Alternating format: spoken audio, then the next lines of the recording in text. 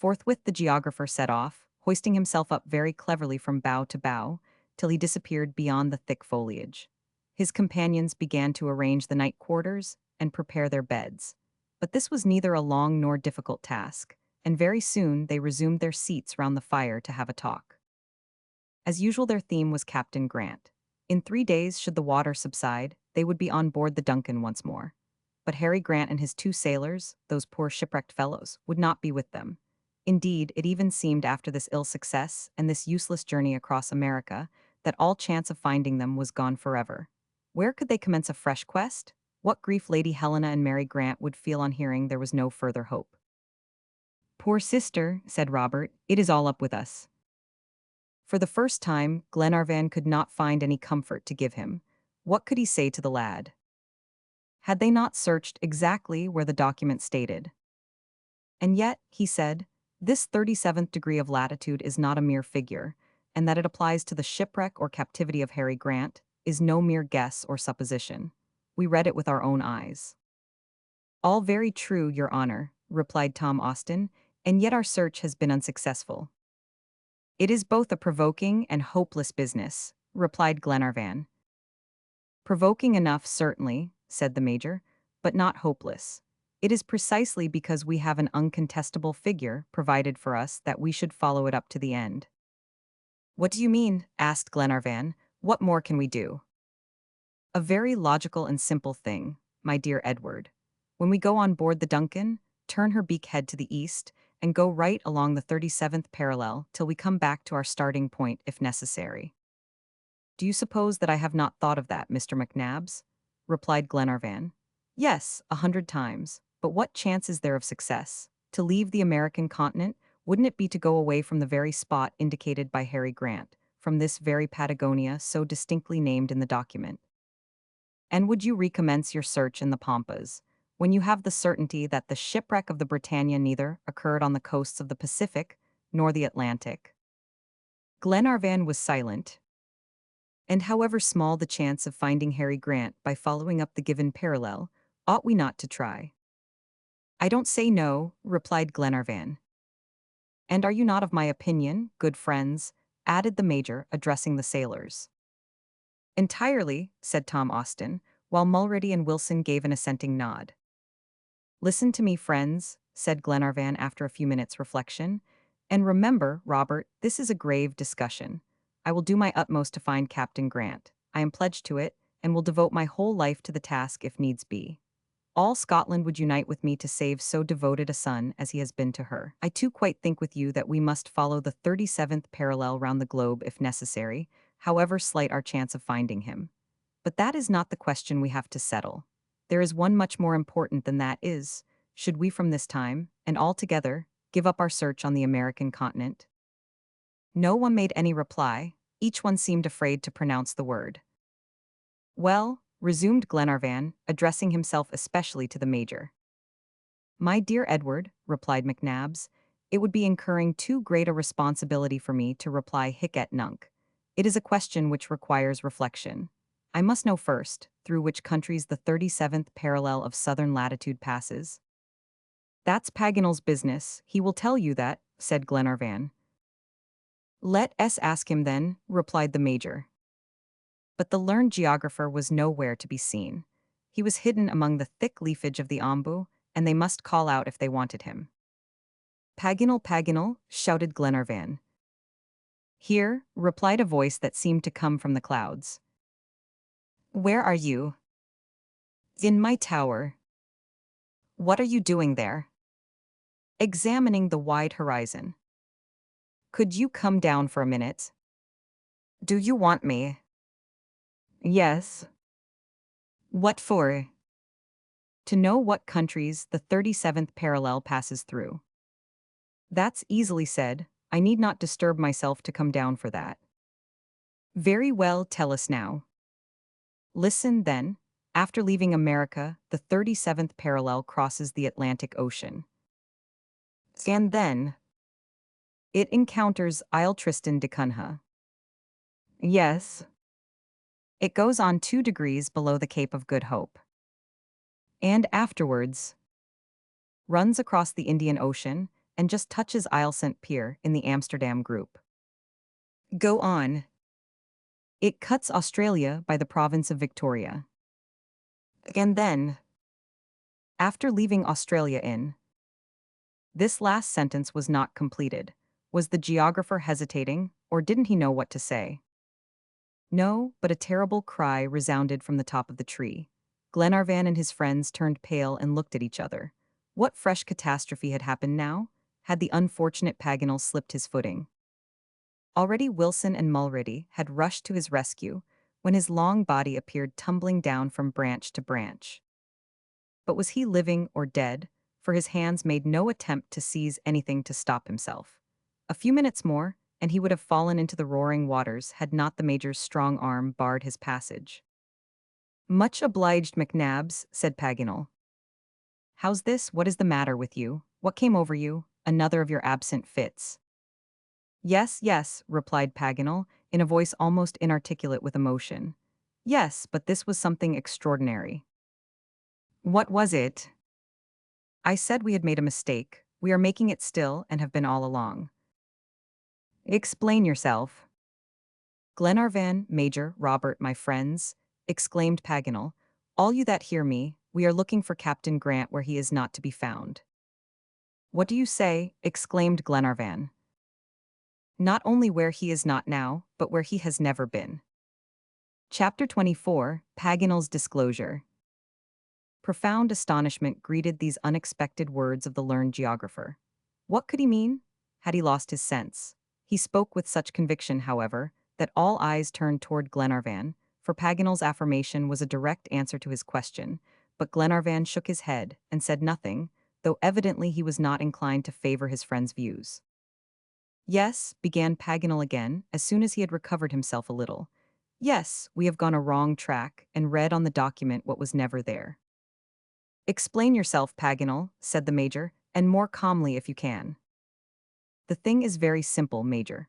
Like you, I was in error. Like you, I had rushed at a false interpretation, until about an instant ago on the top of the tree, when I was answering your questions, just as I pronounced the word Australia. A sudden flash came across my mind, and the document became clear as day."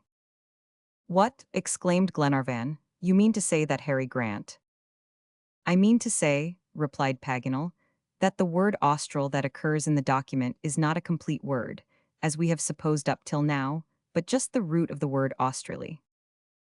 "Well, that would be strange," said the Major. "Strange," repeated Glenarvan, shrugging his shoulders. "It is simply impossible." "Impossible," returned Paganel. "That is a word we don't allow in France."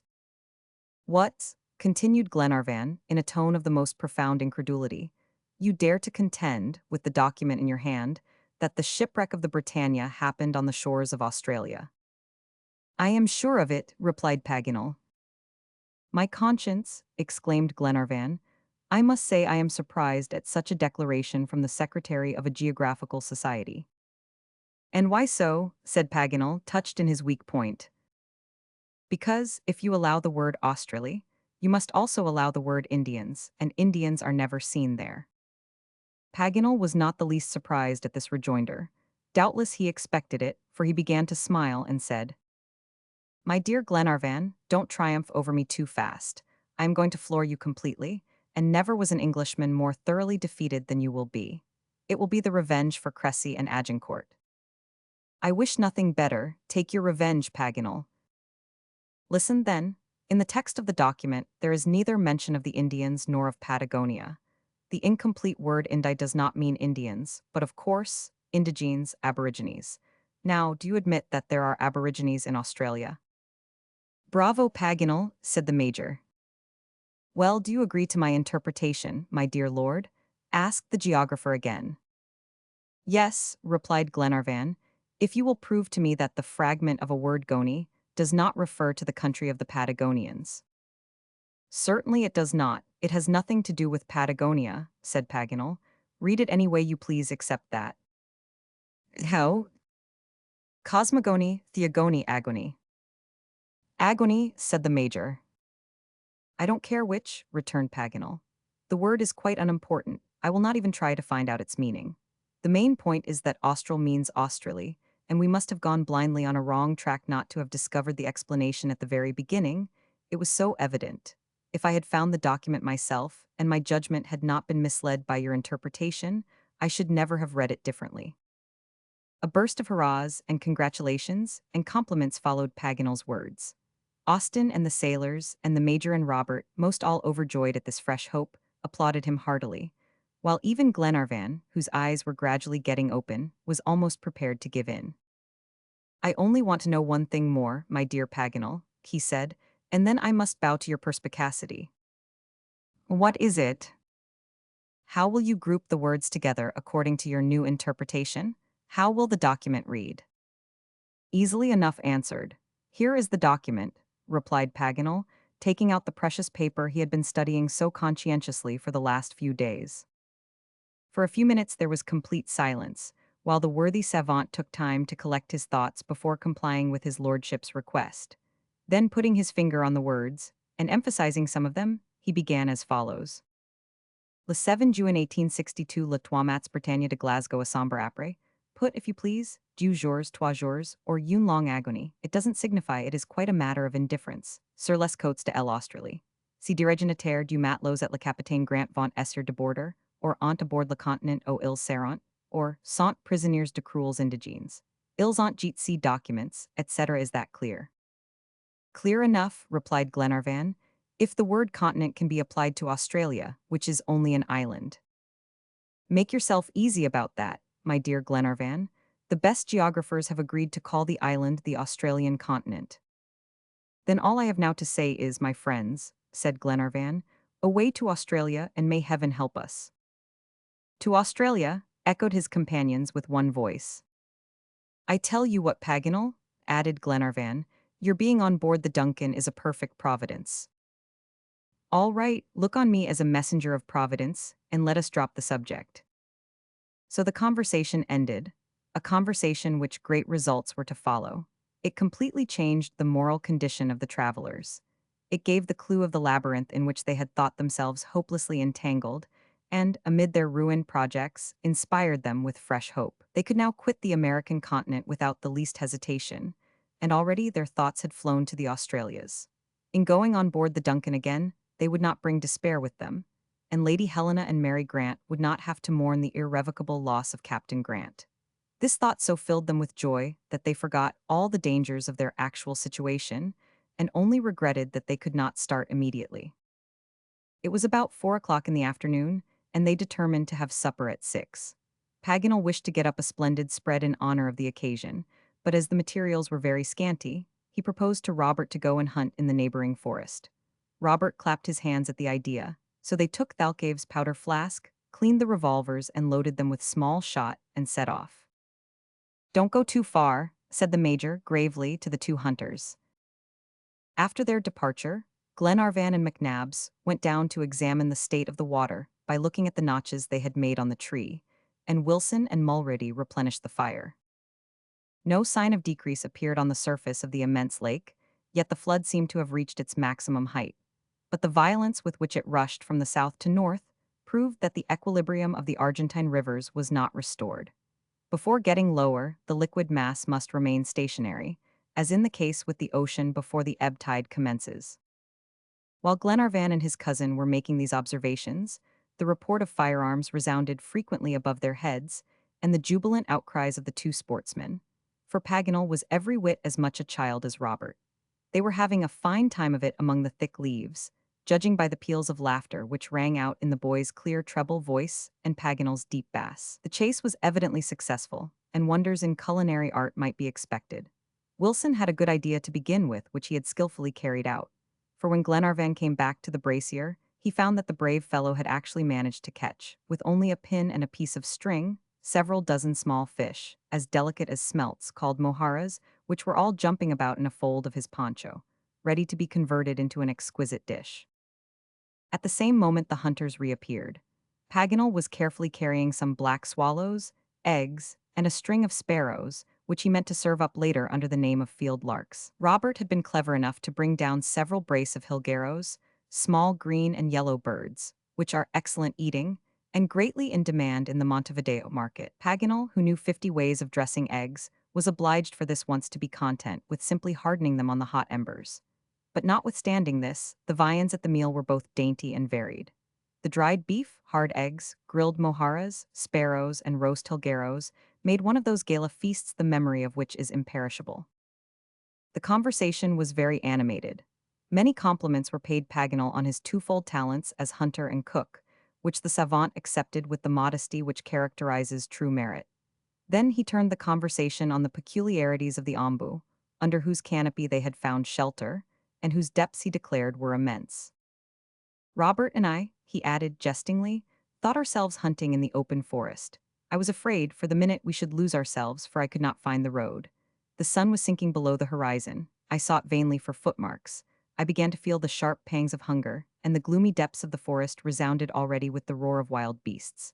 No, not that. There are no wild beasts here, I am sorry to say. What? Exclaimed Glenarvan. You are sorry there are no wild beasts. Certainly I am. And yet we should have every reason to dread their ferocity. Their ferocity is non-existent, scientifically speaking, replied the learned geographer. Now come, Paganel, said the Major, you'll never make me admit the utility of wild beasts. What good are they? Why, Major, exclaimed Paganel, for purposes of classification into orders and families and species and subspecies. A mighty advantage, certainly, replied McNabbs.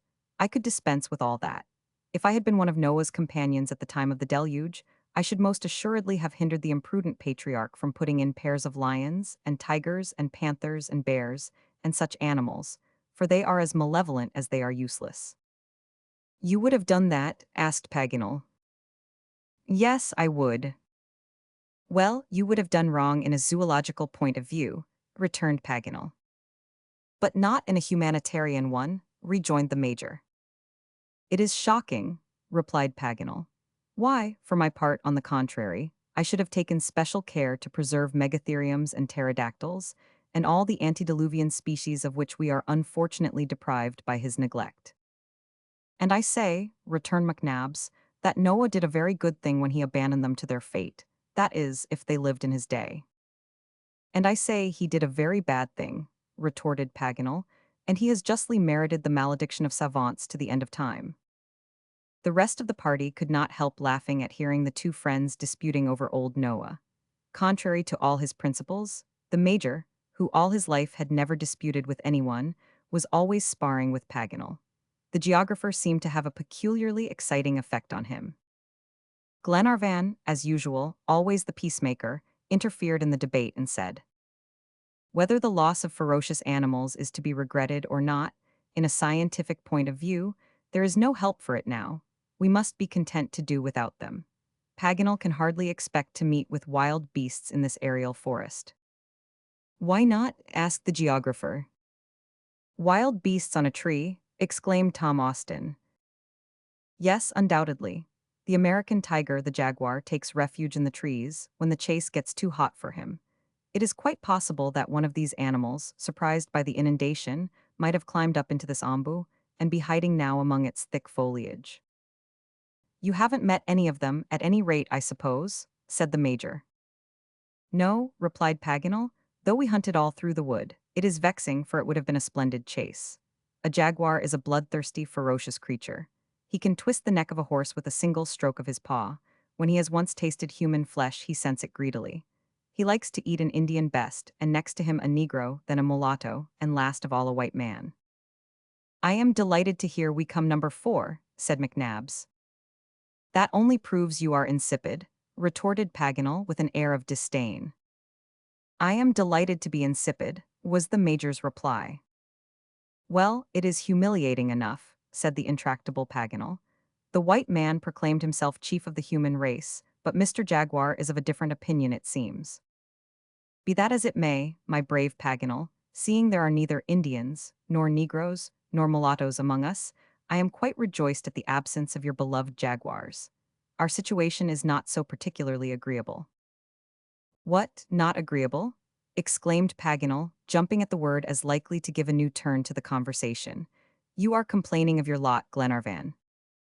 I should think so, indeed, replied Glenarvan. Do you find these uncomfortable hard branches very luxurious? I have never been more comfortable, even in my study. We live like the birds, we sing and fly about. I begin to believe men were intended to live on trees. But they want wings, suggested the major.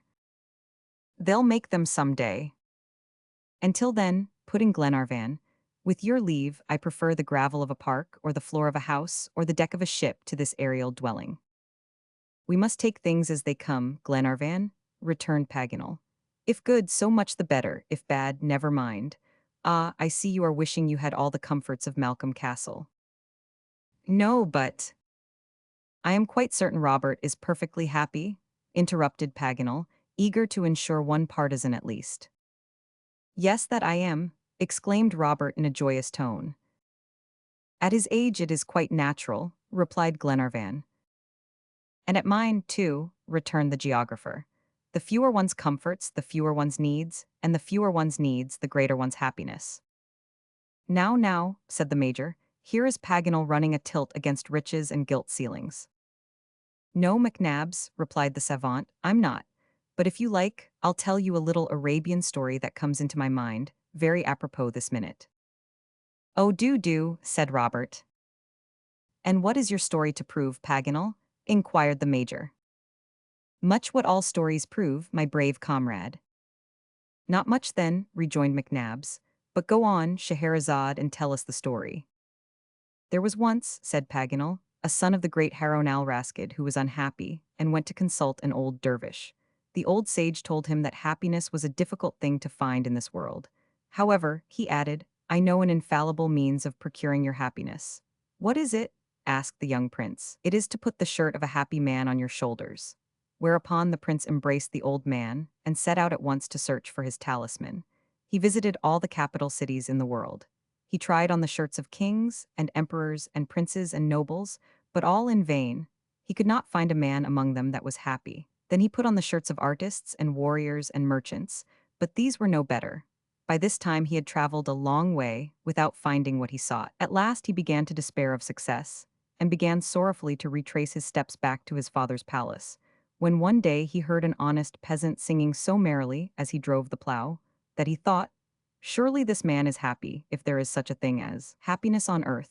Forthwith he accosted him and said, Are you happy? Yes, was the reply. There is nothing you desire? Nothing. You would not change your lot for that of a king? Never. Well then, sell me your shirt. My shirt, I haven't one. Chapter 25, Between Fire and Water. Before turning into their nest, as Paganel had called it, he and Robert and Glenarvan climbed up into the observatory to have one more inspection of the liquid plain. It was about 9 o'clock. The sun had just sunk behind the glowing mists of the western horizon. The eastern horizon was gradually assuming a most stormy aspect. A thick dark bar of cloud was rising higher and higher, and by degrees extinguishing the stars. Before long half the sky was overspread. Evidently motive power lay in the cloud itself, for there was not a breath of wind. Absolute calm reigned in the atmosphere. Not a leaf stirred on the tree, not a ripple disturbed the surface of the water. There seemed to be scarcely any air even, as though some vast pneumatic machine had rarefied it. The entire atmosphere was charged to the utmost with electricity, the presence of which sent a thrill through the whole nervous system of all animated beings. We are going to have a storm, said Paganel. You're not afraid of thunder, are you, Robert? Asked Glenarvan. No, my lord, exclaimed Robert. Well, my boy, so much the better, for a storm is not far off. And a violent one, too, added Paganel, if I may judge by the look of things. It is not the storm I care about, said Glenarvan, so much as the torrents of rain that will accompany it. We shall be soaked to the skin. Whatever you may say, Paganel, a nest won't do for a man, and you will learn that soon to your cost. With the help of philosophy, it will, replied Paganel. Philosophy, that won't keep you from getting drenched. No, but it will warm you. Well, said Glenarvan, we had better go down to our friends and advise them to wrap themselves up in their philosophy and their ponchos as tightly as possible, and above all, to lay in a stock of patience, for we shall need it before very long. Glenarvan gave a last glance at the angry sky. The clouds now covered it entirely. Only a dim streak of light shone faintly in the west. A dark shadow lay on the water, and it could hardly be distinguished from the thick vapors above it. There was no sensation of light or sound. All was darkness and silence around. "Let us go down," said Glenarvan. "The thunder will soon burst over us." On returning to the bottom of the tree, they found themselves, to their great surprise, in a sort of dim twilight, produced by myriads of luminous specks which appeared buzzing confusedly over the surface of the water. "It is phosphorescence, I suppose," said Glenarvan. "No, but phosphorescent insects, positive glowworms, living diamonds, which the ladies of Buenos Aires convert into magnificent ornaments." "What?" exclaimed Robert, "those sparks flying about are insects." "Yes, my boy." Robert caught one in his hand and found Paganel was right. It was a kind of large drone, an inch long, and the Indians call it tuco tuco.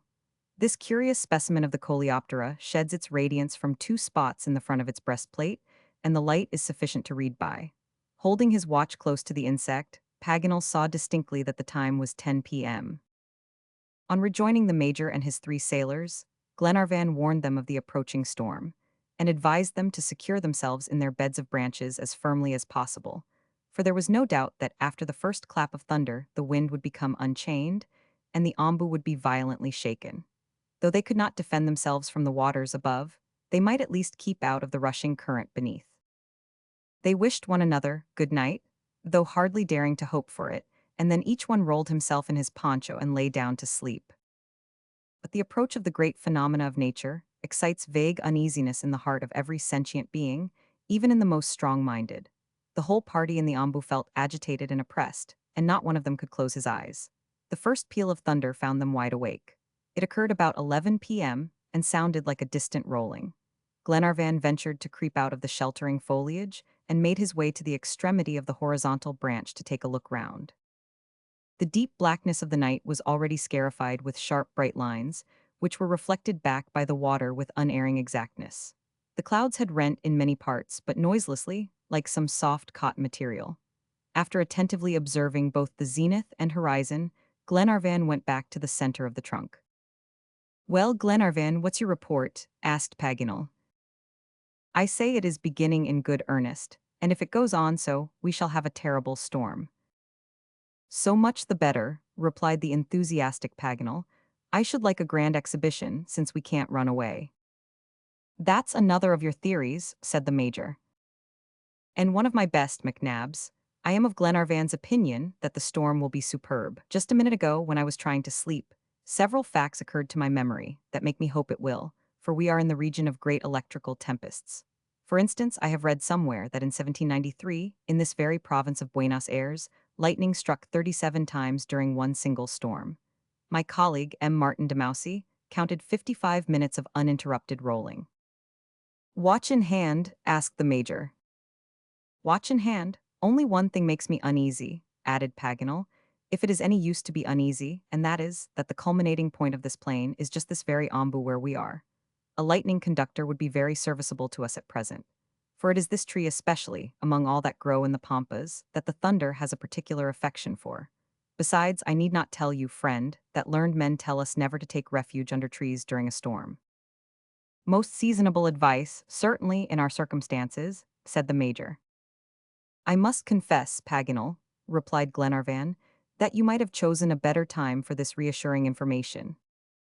"Bah," replied Paganel, "all times are good for getting information. Ha, now it's beginning."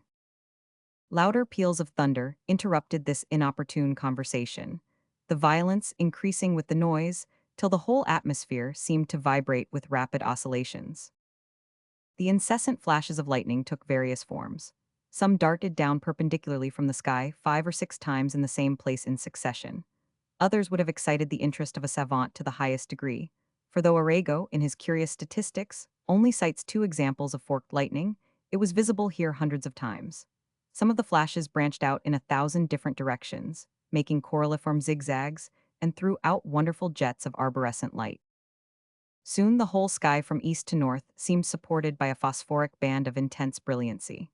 This kept increasing by degrees till it overspread the entire horizon, kindling the clouds which were faithfully mirrored in the waters as if they were masses of combustible material beneath, and presented the appearance of an immense globe of fire, the center of which was the ombu.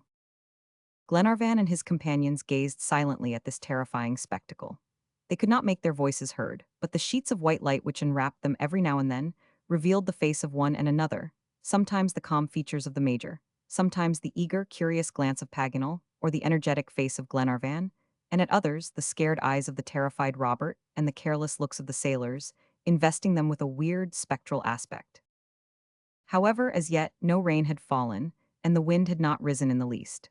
But this state of things was of short duration. Before long, the cataracts of the sky burst forth and came down in vertical streams. As the large drops fell splashing into the lake, fiery sparks seemed to fly out from the illuminated surface.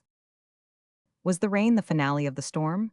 If so, Glenarvan and his companions would escape scot-free, except for a few vigorous douche baths. No. At the very height of this struggle of the electric forces of the atmosphere, a large ball of fire appeared suddenly at the extremity of the horizontal parent branch, as thick as a man's wrist, and surrounded with black smoke. This ball, after turning round and round for a few seconds, burst like a bombshell, and with so much noise that the explosion was distinctly audible above the general fracas. A sulphurous smoke filled the air, and complete silence reigned till the voice of Tom Austin was heard shouting, "The tree is on fire." Tom was right. In a moment, as if some fireworks were being ignited, the flame ran along the west side of the ombu. The dead wood and nests of dried grass, and the whole sap, which was of a spongy texture, supplied food for its devouring activity. The wind had risen now and fanned the flame. It was time to flee, and Glenarvan and his party hurried away to the eastern side of their refuge, which was meantime untouched by the fire. They were all silent, troubled, and terrified, as they watched branch after branch shrivel and crack and writhe in the flame like living serpents, and then drop into the swollen torrent, still red and gleaming, as it was borne swiftly along on the rapid current. The flame sometimes rose to a prodigious height, and seemed almost lost in the atmosphere, and sometimes, beaten down by the hurricane, closely enveloped the ombu like a robe of Nessus. Terror seized the entire group. They were almost suffocated with smoke, and scorched with the unbearable heat, for the conflagration had already reached the lower branches on their side of the ombu. To extinguish it or check its progress was impossible, and they saw themselves irrevocably condemned to a torturing death, like the victims of Hindu divinities. At last, their situation was absolutely intolerable. Of the two deaths staring them in the face, they had better choose the less cruel. "To the water!" exclaimed Glenarvan. Wilson, who was nearest the flames, had already plunged into the lake, but next minute he screamed out in the most violent terror, "Help, help!" Austin rushed toward him, and with the assistance of the Major, dragged him up again on the tree. "What's the matter?" they asked. "Alligators, alligators," replied Wilson. The whole foot of the tree appeared to be surrounded by these formidable animals of the saurian order. By the glare of the flames, they were immediately recognized by Paganel as the ferocious species peculiar to America, called caimans in the Spanish territories. About 10 of them were there, lashing the water with their powerful tails and attacking the ombu with the long teeth of their lower jaw. At this sight, the unfortunate men gave themselves up to be lost. A frightful death was in store for them, since they must either be devoured by the fire or by the caimans.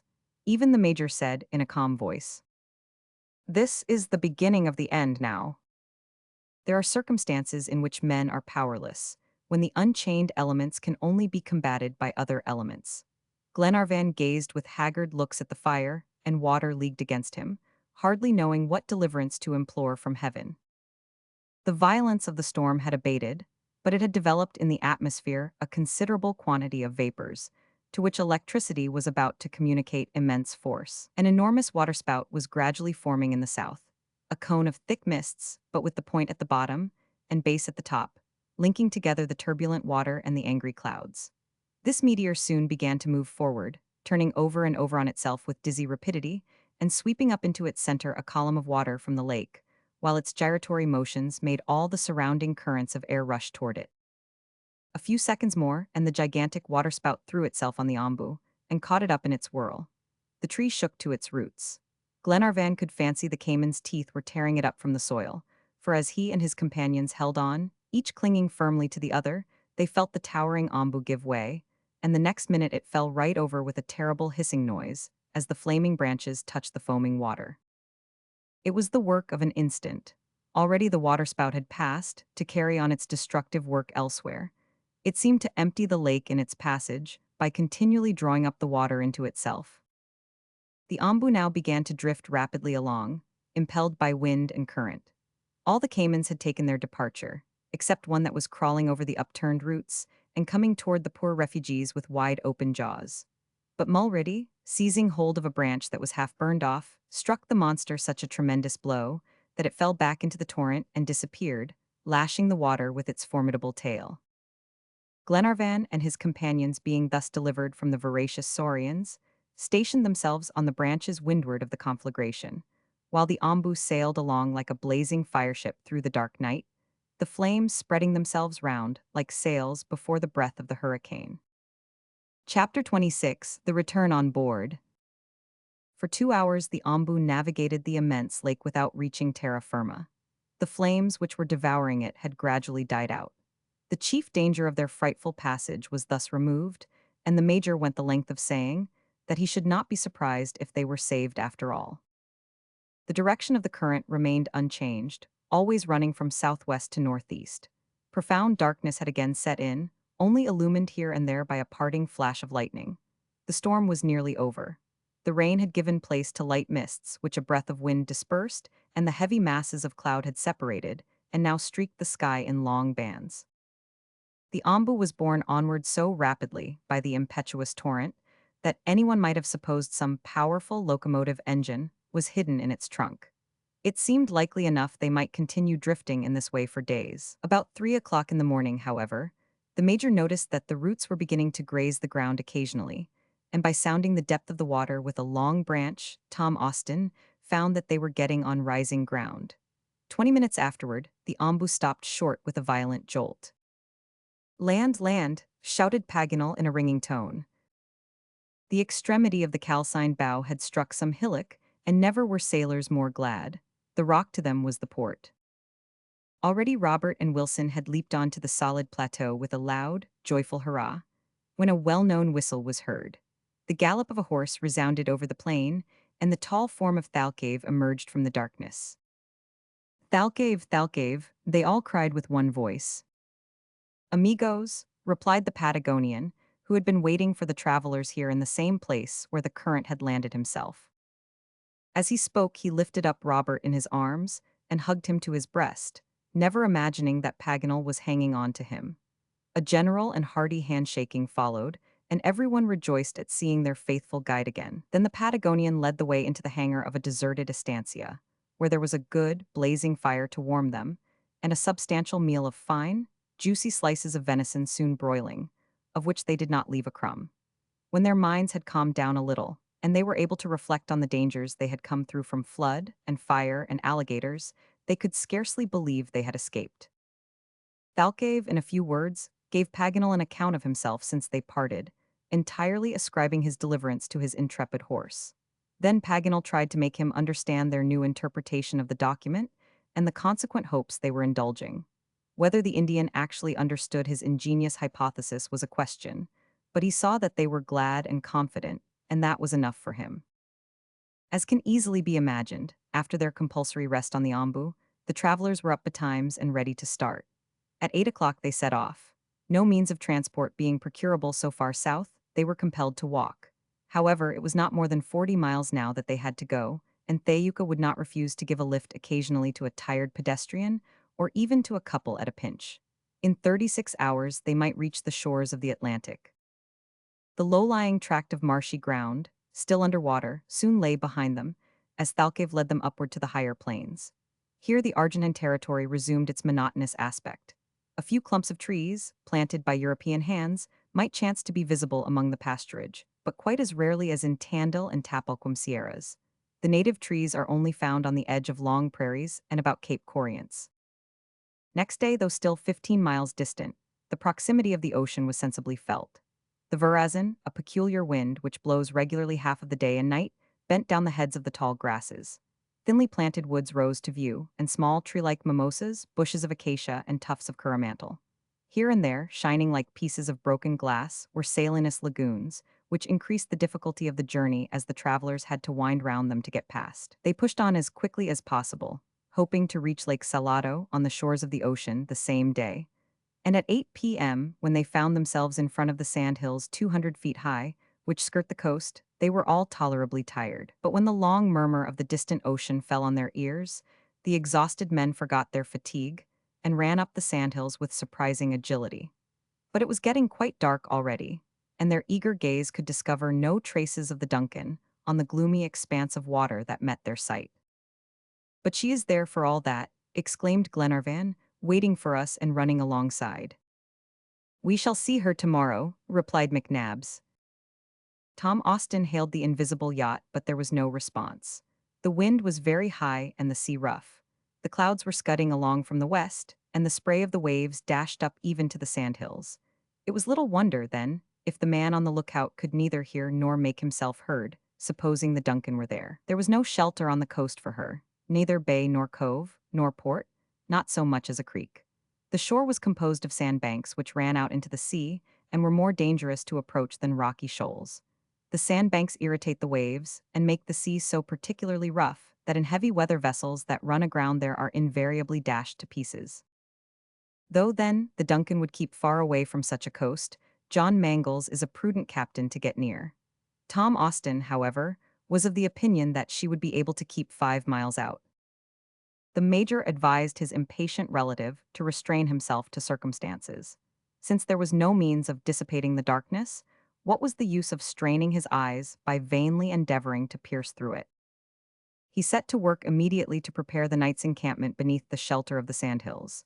The last provisions supplied the last meal, and afterward, each, following the major's example, scooped out a hole in the sand, which made a comfortable enough bed, and then covered himself with the soft material up to his chin and fell into a heavy sleep.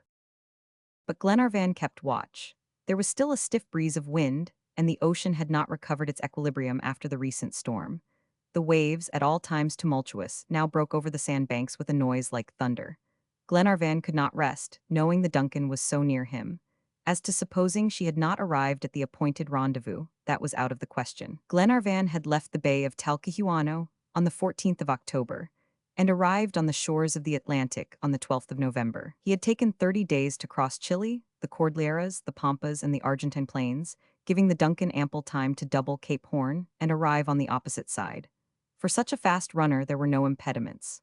Certainly the storm had been very violent, and its fury must have been terrible on such a vast battlefield as the Atlantic, but the yacht was a good ship, and the captain was a good sailor. He was bound to be there, and he would be there. These reflections, however, did not calm Glenarvan. When the heart and the reason are struggling, it is generally the heart that wins the mastery. The Laird of Malcolm Castle felt the presence of loved ones about him in the darkness as he wandered up and down the lonely strand. He gazed and listened, and even fancied he caught occasional glimpses of a faint light.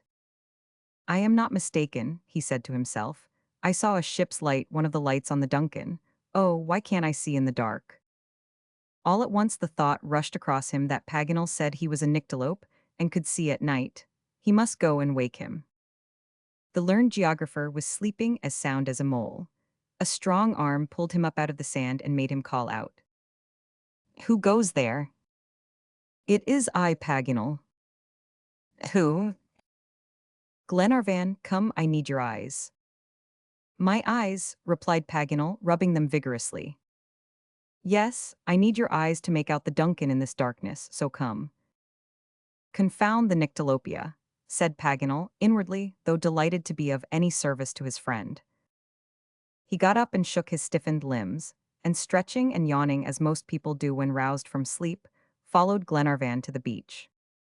Glenarvan begged him to examine the distant horizon across the sea, which he did most conscientiously for some minutes.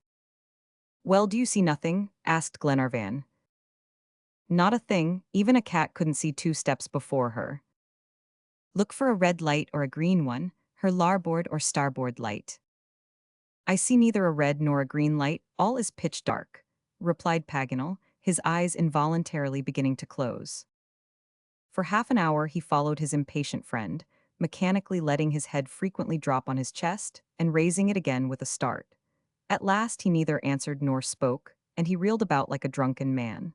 Glenarvan looked at him and found he was sound asleep. Without attempting to wake him, he took his arm, led him back to his hole, and buried him again comfortably. At dawn next morning, all the slumberers started to their feet and rushed to the shore, shouting, "Hurrah, hurrah!" as Lord Glenarvan's loud cry, the Duncan," broke upon his ear. There she was, 5 miles out, her courses carefully reefed, and her steam half up. Her smoke was lost in the morning mist. The sea was so violent that a vessel of her tonnage could not have ventured safely nearer the sandbanks. Glenarvan, by the aid of Paganel's telescope, closely observed the movements of the yacht. It was evident that John Mangles had not perceived his passengers, for he continued his course as before. But at this very moment, Thalcave fired his carbine in the direction of the yacht. They listened and looked, but no signal of recognition was returned. A second and a third time the Indian fired, awakening the echoes among the sandhills. At last, a white smoke was seen issuing from the side of the yacht. "They see us," exclaimed Glenarvan. "That's the cannon of the Duncan." A few seconds, and the heavy boom of the cannon came across the water and died away on the shore. The sails were instantly altered, and the steam got up, so as to get as near the coast as possible. Presently, through the glass, they saw a boat lowered. "Lady Helena will not be able to come," said Tom Austin. "It is too rough." "Nor John Mangles," added McNabbs. "He cannot leave the ship." My sister," cried Robert, stretching out his arms toward the yacht, which was now rolling violently. "Oh, how I wish I could get on board," said Glenarvan. "Patience, Edward. You will be there in a couple of hours," replied the Major. 2 hours, but it was impossible for a boat, a six-oared one, to come and go in a shorter space of time. Glenarvan went back to Thalcave, who stood beside Thaouka with his arms crossed, looking quietly at the troubled waves. Glenarvan took his hand and, pointing to the yacht, said, "Come." The Indian gently shook his head. "Come, friend," repeated Glenarvan. "No," said Thalcave gently. "Here is Thaouka, and there, the Pampas," he added, embracing with a passionate gesture the wide-stretching prairies. Glenarvan understood his refusal. He knew that the Indian would never forsake the prairie, where the bones of his fathers were whitening, and he knew the religious attachment of these sons of the desert for their native land. He did not urge Thalcave longer, therefore, but simply pressed his hand. Nor could he find it in his heart to insist, when the Indian, smiling as usual, would not accept the price of his services, pushing back the money and saying, "For the sake of friendship." Glenarvan could not reply, but he wished at least to leave the brave fellow some souvenir of his European friends. What was there to give, however? Arms, horses, everything had been destroyed in the unfortunate inundation, and his friends were no richer than himself. He was quite at a loss how to show his recognition of the disinterestedness of this noble guide, when a happy thought struck him. He had an exquisite portrait of Lady Helena in his pocket, a chef 500 over of Lawrence. This he drew out and offered to Thalcave, simply saying, "My wife." The Indian gazed at it with a softened eye and said, "Good and beautiful." Then Robert and Paganel and the Major and the rest exchanged touching farewells with the faithful Patagonian. Thalcave embraced them each and pressed them to his broad chest. Paganel made him accept a map of South America and the two oceans, which he had often seen the Indian looking at with interest. It was the most precious thing the geographer possessed. As for Robert, he had only caresses to bestow, and these he lavished on his friend, not forgetting to give a share to Thaouka. The boat from the Duncan was now fast approaching, and in another minute had glided into a narrow channel between the sandbanks and run ashore. "My wife," were Glenarvan's first words. "My sister," said Robert. "Lady Helena and Miss Grant are waiting for you on board," replied the coxswain. "But lose no time, your honor, we have not a minute, for the tide is beginning to ebb already." The last kindly adieus were spoken, and Thalcave accompanied his friends to the boat, which had been pushed back into the water. Just as Robert was going to step in, the Indian took him in his arms and gazed tenderly into his face. Then he said, "Now go, you are a man." Goodbye, friend," said Glenarvan once more. "Shall we never see each other again?" Paganel called out. "Quinsabe, who knows?" replied Thalcave, lifting his arms toward heaven. These were the Indian's last words, dying away on the breeze as the boat receded gradually from the shore. For a long time, his dark, motionless silhouette stood out against the sky, through the white, dashing spray of the waves. Then by degrees his tall form began to diminish in size, till at last his friends of a day lost sight of him altogether. An hour afterward Robert was the first to leap on board the Duncan. He flung his arms round Mary's neck, amid the loud, joyous hurrahs of the crew on the yacht. Thus the journey across South America was accomplished, the given line of march being scrupulously adhered to throughout. Neither mountains nor rivers had made the travelers change their course, and though they had not had to encounter any ill will from men, their generous intrepidity had been often enough roughly put to the proof by the fury of the unchained elements. End of Book 1. In Search of the Castaways, or The Children of Captain Grant. Australia. Chapter 1, A New Destination. For the first few moments, the joy of reunion completely filled the hearts. Lord Glenarvan had taken care that the ill success of their expedition should not throw a gloom over the pleasure of meeting, his very first words being, "Cheer up, friends, cheer up. Captain Grant is not with us, but we have a certainty of finding him." Only such an assurance as this would have restored hope to those on board the Duncan. Lady Helena and Mary Grant had been sorely tried by the suspense, as they stood on the poop waiting for the arrival of the boat and trying to count the number of its passengers. Alternate hope and fear agitated the bosom of poor Mary. Sometimes she fancied she could see her father, Harry Grant, and sometimes she gave way to despair. Her heart throbbed violently. She could not speak, and indeed could scarcely stand. Lady Helena put her arm round her waist to support her, but the captain, John Mangles, who stood close beside them, spoke no encouraging word. For his practiced eye saw plainly that the captain was not there. "He is there, he is coming. Oh, father!" exclaimed the young girl. But as the boat came nearer, her illusion was dispelled. All hope forsook her, and she would have sunk in despair but for the reassuring voice of Glenarvan. After their mutual embraces were over, Lady Helena and Mary Grant and John Mangles were informed of the principal incidents of the expedition, and especially of the new interpretation of the document, due to the sagacity of Jacques Paganel. His lordship also spoke in the most eulogistic terms of Robert, of whom Mary might well be proud. His courage and devotion, and the dangers he had run, were all shown up in strong relief by his patron, till the modest boy did not know which way to look, and was obliged to hide his burning cheeks in his sister's arms. "No need to blush, Robert," said John Mangles. "Your conduct has been worthy of your name." And he leaned over the boy and pressed his lips on his cheek, still wet with Mary's tears. The Major and Paganel, it need hardly be said, came in for their due share of welcome, and Lady Helena only regretted she could not shake hands with the brave and generous Thalcave. McNab soon slipped away to his cabin, and began to shave himself as coolly and composedly as possible, while Paganel flew here and there, like a bee sipping the sweets of compliments and smiles. He wanted to embrace everyone on board the yacht, and beginning with Lady Helena and Mary Grant, wound up with M. Albinett, the steward, who could only acknowledge so polite an attention by announcing that breakfast was ready. "Breakfast?" exclaimed Paganel. "Yes, Monsieur Paganel. A real breakfast on a real table with a cloth and napkins."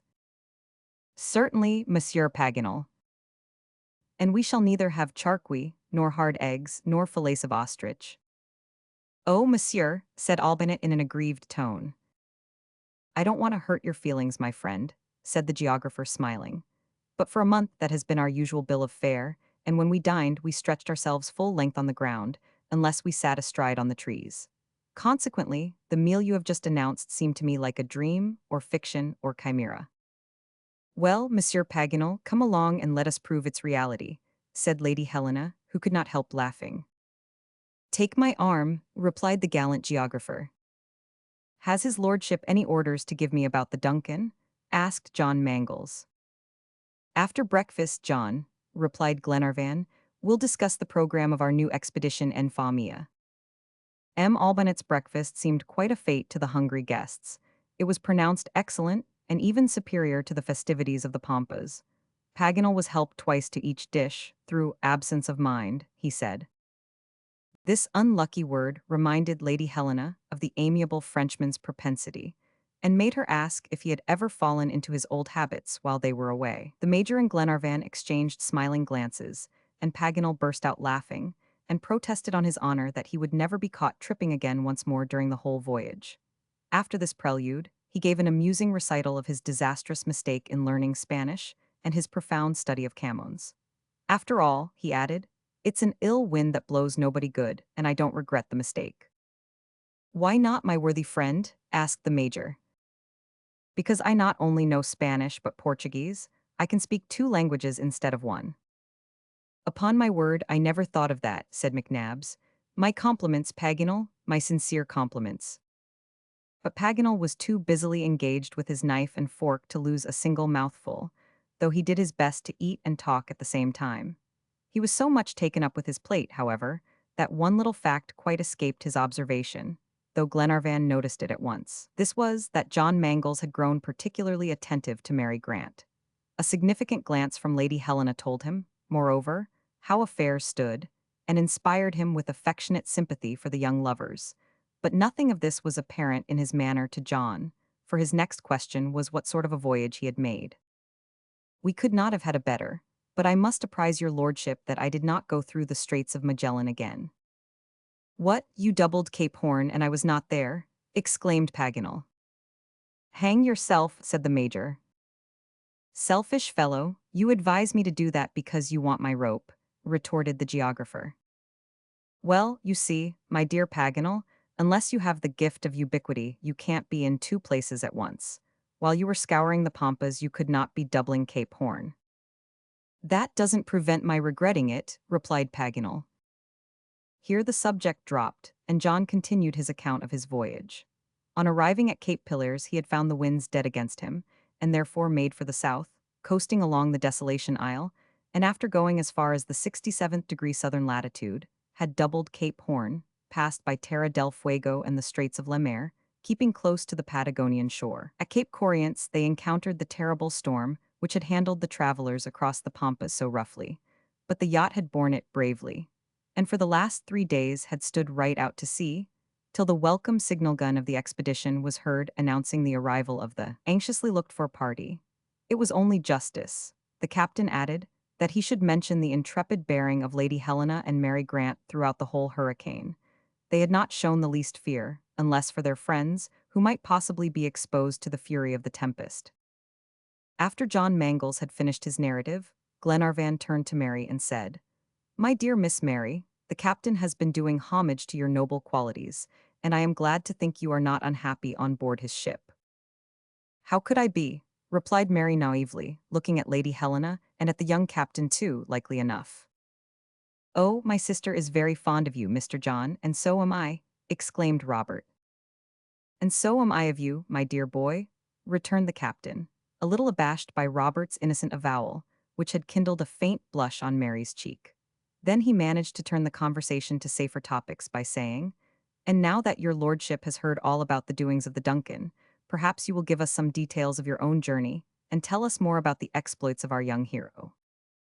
Nothing could be more agreeable than such a recital to Lady Helena and Mary Grant, and accordingly Lord Glenarvan hastened to satisfy their curiosity, going over incident by incident, the entire march from one ocean to another, the pass of the Andes, the earthquake, the disappearance of Robert, his capture by the condor, Thalcave's providential shot, the episode of the Red Wolves, the devotion of the young lad, Sergeant Manuel, the inundations, the caimans, the waterspout, the night on the Atlantic shore, all these details, amusing or terrible, excited by turns laughter and horror in the listeners.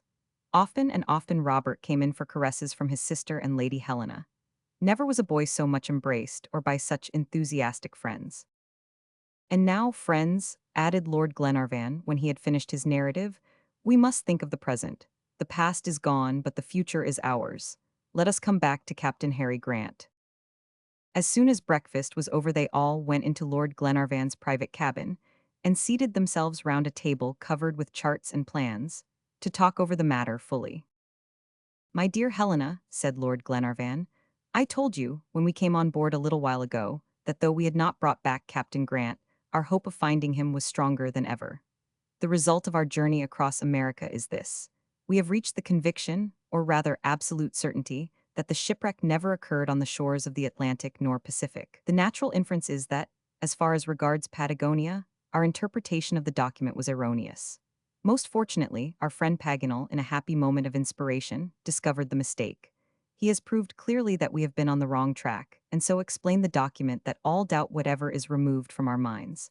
However, as the document is in French, I will ask Paganel to go over it for your benefit.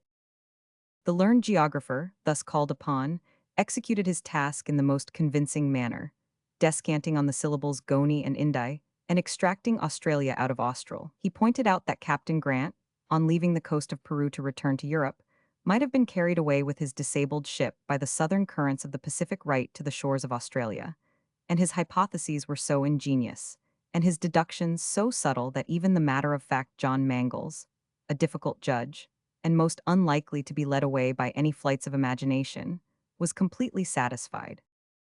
At the conclusion of Paganel's dissertation, Glenarvan announced that the Duncan would sail immediately for Australia. But before the decisive orders were given, McNabbs asked for a few minutes' hearing. "Say away, McNabbs," replied Glenarvan. "I have no intention of weakening the arguments of my friend Paganel, and still less of refuting them. I consider them wise and weighty, and deserving our attention, and think them justly entitled to form the basis of our future researches. But still, I should like them to be submitted to a final examination, in order to make their worth incontestable and uncontested." "Go on, Major," said Paganel. "I am ready to answer all your questions." "They are simple enough, as you will see. 5 months ago, when we left the Clyde, we had studied these same documents, and their interpretation then appeared quite plain. No other coast but the western coast of Patagonia could possibly, we thought, have been the scene of the shipwreck. We had not even the shadow of a doubt on the subject." "That's true," replied Glenarvan. "A little later," continued the Major, "when a providential fit of absence of mind came over Paganel, and brought him on board the yacht, the documents were submitted to him, and he approved our plan of search most unreservedly." "I do not deny it," said Paganel. "And yet we were mistaken," resumed the Major. "Yes, we were mistaken," returned Paganel, "but it is only human to make a mistake, while to persist in it, a man must be a fool." "Stop, Paganel, don't excite yourself. I don't mean to say that we should prolong our search in America." "What is it, then, that you want?" asked Glenarvan. "A confession, nothing more. A confession that Australia now as evidently appears to be the theater of the shipwreck of the Britannia as America did before." "We confess it willingly," replied Paganel. "Very well, then, since that is the case, my advice is not to let your imagination rely on successive and contradictory evidence. Who knows whether after Australia some other country may not appear with equal certainty to be the place, and we may have to recommence our search." Glenarvan and Paganel looked at each other silently, struck by the justice of these remarks. "I should like you, therefore," continued the Major, "before we actually start for Australia, to make one more examination of the documents. Here they are, and here are the charts. Let us take up each point in succession through which the 37th parallel passes, and see if we come across any other country which would agree with the precise indications of the document." "Nothing can be more easily and quickly done," replied Paganel, "for countries are not very numerous in this latitude, happily." "Well, look," said the Major, displaying an English planisphere on the plan of Mercator's chart, and presenting the appearance of a terrestrial globe. He placed it before Lady Helena, and then they all stood round, so as to be able to follow the argument of Paganel. "As I have said already," resumed the learned geographer, "after having crossed South America, the 37th degree of latitude cuts the islands of Tristan da Cunha. Now, I maintain that none of the words of the document could relate to these islands. The documents were examined with the most minute care, and the conclusion unanimously reached was that these islands were entirely out of the question." "Let us go on, then," resumed Paganel. "After leaving the Atlantic, we passed 2 degrees below the Cape of Good Hope and into the Indian Ocean. Only one group of islands is found on this route, the Amsterdam Isles. Now then, we must examine these as we did the Tristan da Cunha group."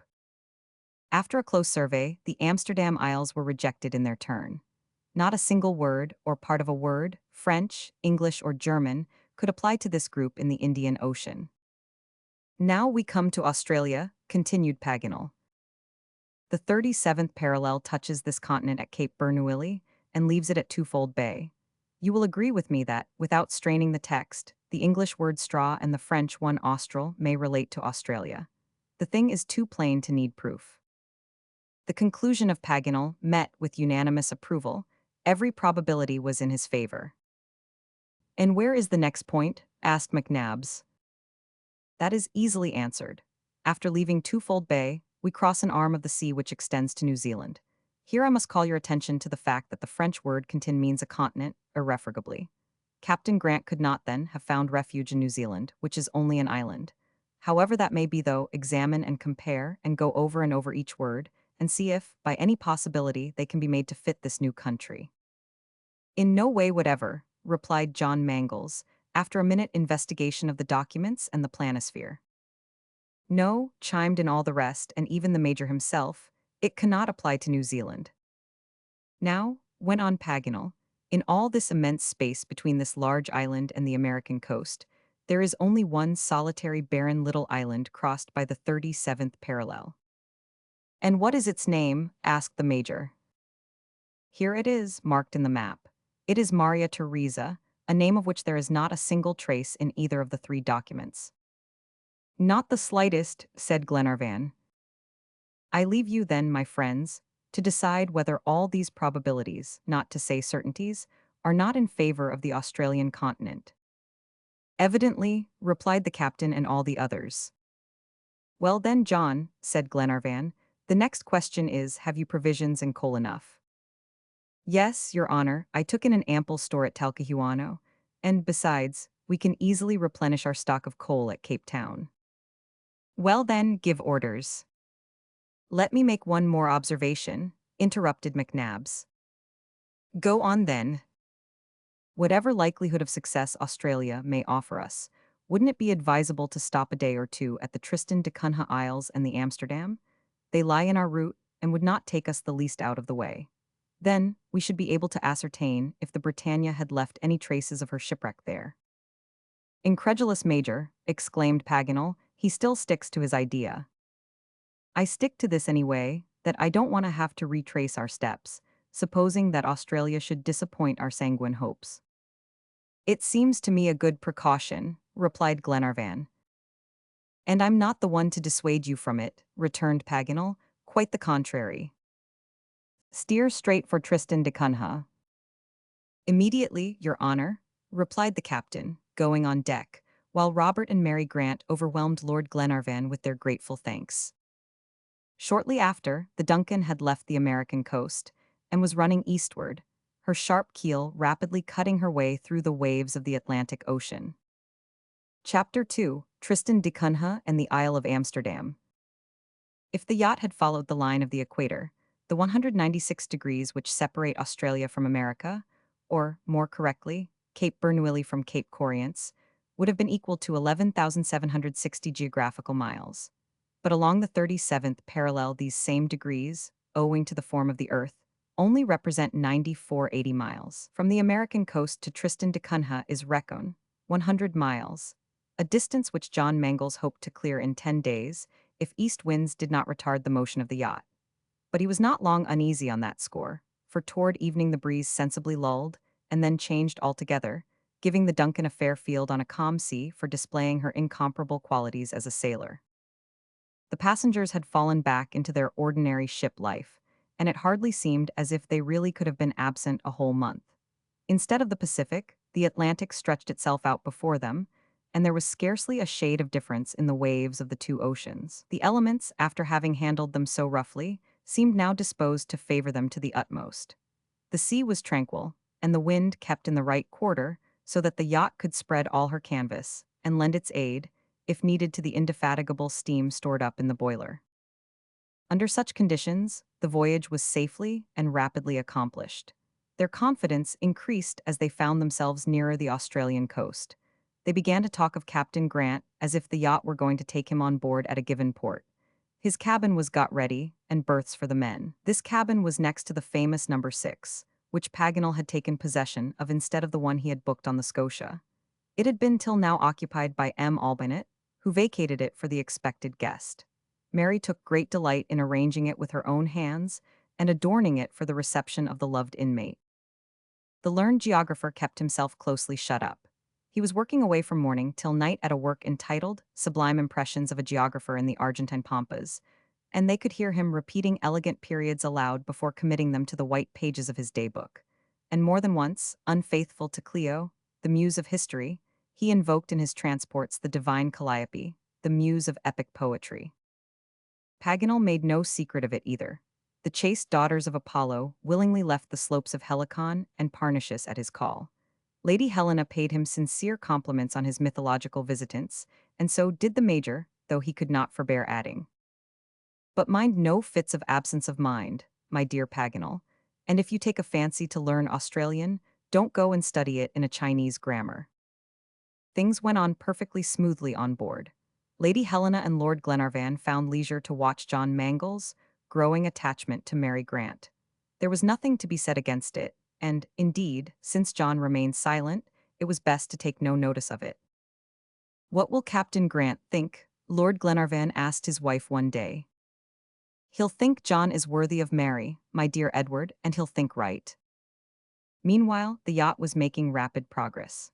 5 days after losing sight of Cape Corrients, on the 16th of November, they fell in with fine westerly breezes, and the Duncan might almost have dispensed with her screw altogether, for she flew over the water like a bird, spreading all her sails to catch the breeze, as if she were running a race with the Royal Thames Club yachts. Next day, the ocean appeared covered with immense seaweeds, looking like a great pond choked up with the debris of trees and plants torn off the neighboring continents. Commander Murray had specially pointed them out to the attention of navigators. The Duncan appeared to glide over a long prairie, which Paganel justly compared to the Pampas, and her speed slackened a little.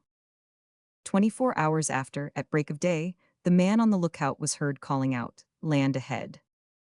"In what direction?" asked Tom Austin, who was on watch. "Leeward," was the reply. This exciting cry brought everyone speedily on deck. Soon a telescope made its appearance, followed by Jacques Paganel. The learned geographer pointed the instrument in the direction indicated, but could see nothing that resembled land. "Look in the clouds," said John Mangles. "Ah, now I do see a sort of peak, but very indistinctly." "It is Tristan da Cunha," replied John Mangles. "Then, if my memory serves me right, we must be 80 miles from it, for the peak of Tristan, 7,000 feet high, is visible at that distance." "That's it precisely." Some hours later, the sharp, lofty crags of the group of islands stood out clearly on the horizon.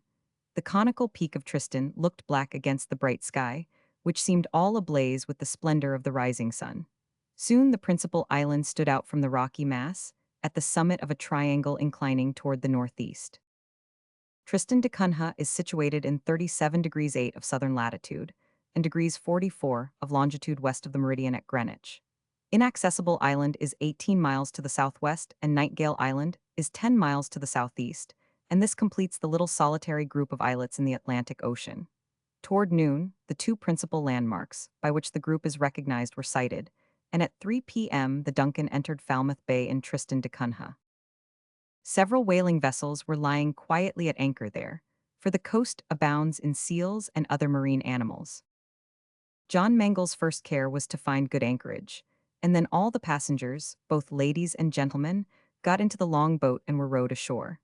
They stepped out on a beach covered with fine black sand, the impalpable debris of the calcined rocks of the island. Tristan da Cunha is the capital of the group, and consists of a little village lying in the heart of the bay and watered by a noisy, rapid stream.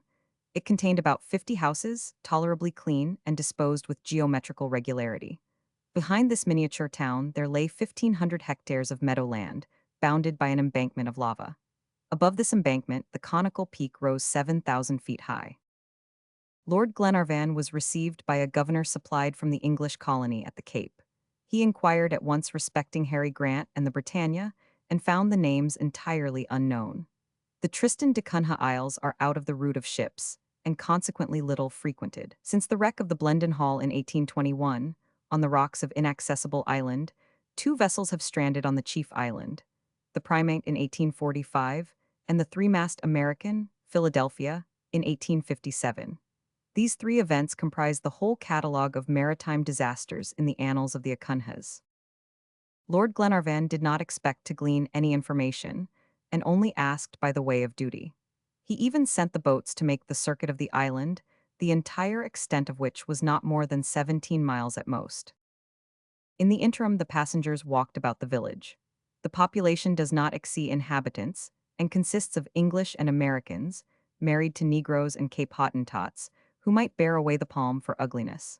The children of these heterogeneous households are very disagreeable compounds of Saxon stiffness and African blackness.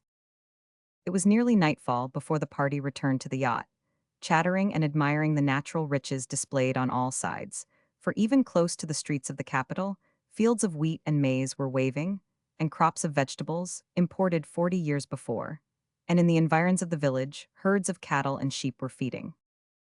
The boats returned to the Duncan about the same time as Lord Glenarvan. They had made the circuit of the entire island in a few hours, but without coming across the least trace of the Britannia. The only result of this voyage of circumnavigation was to strike out the name of Isle Tristan from the program of search. Chapter 3: Cape Town and Mviet.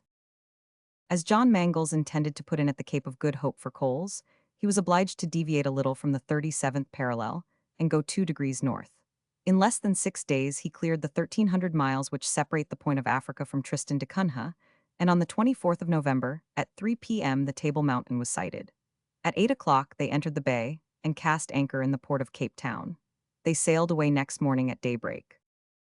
Between the Cape and Amsterdam Island, there is a distance of 2,900 miles, but with a good sea and favoring breeze, this was only a 10 days' voyage. The elements were now no longer at war with the travelers, as on their journey across the Pampas, air and water seemed in league to help them forward. "Ah, the sea!"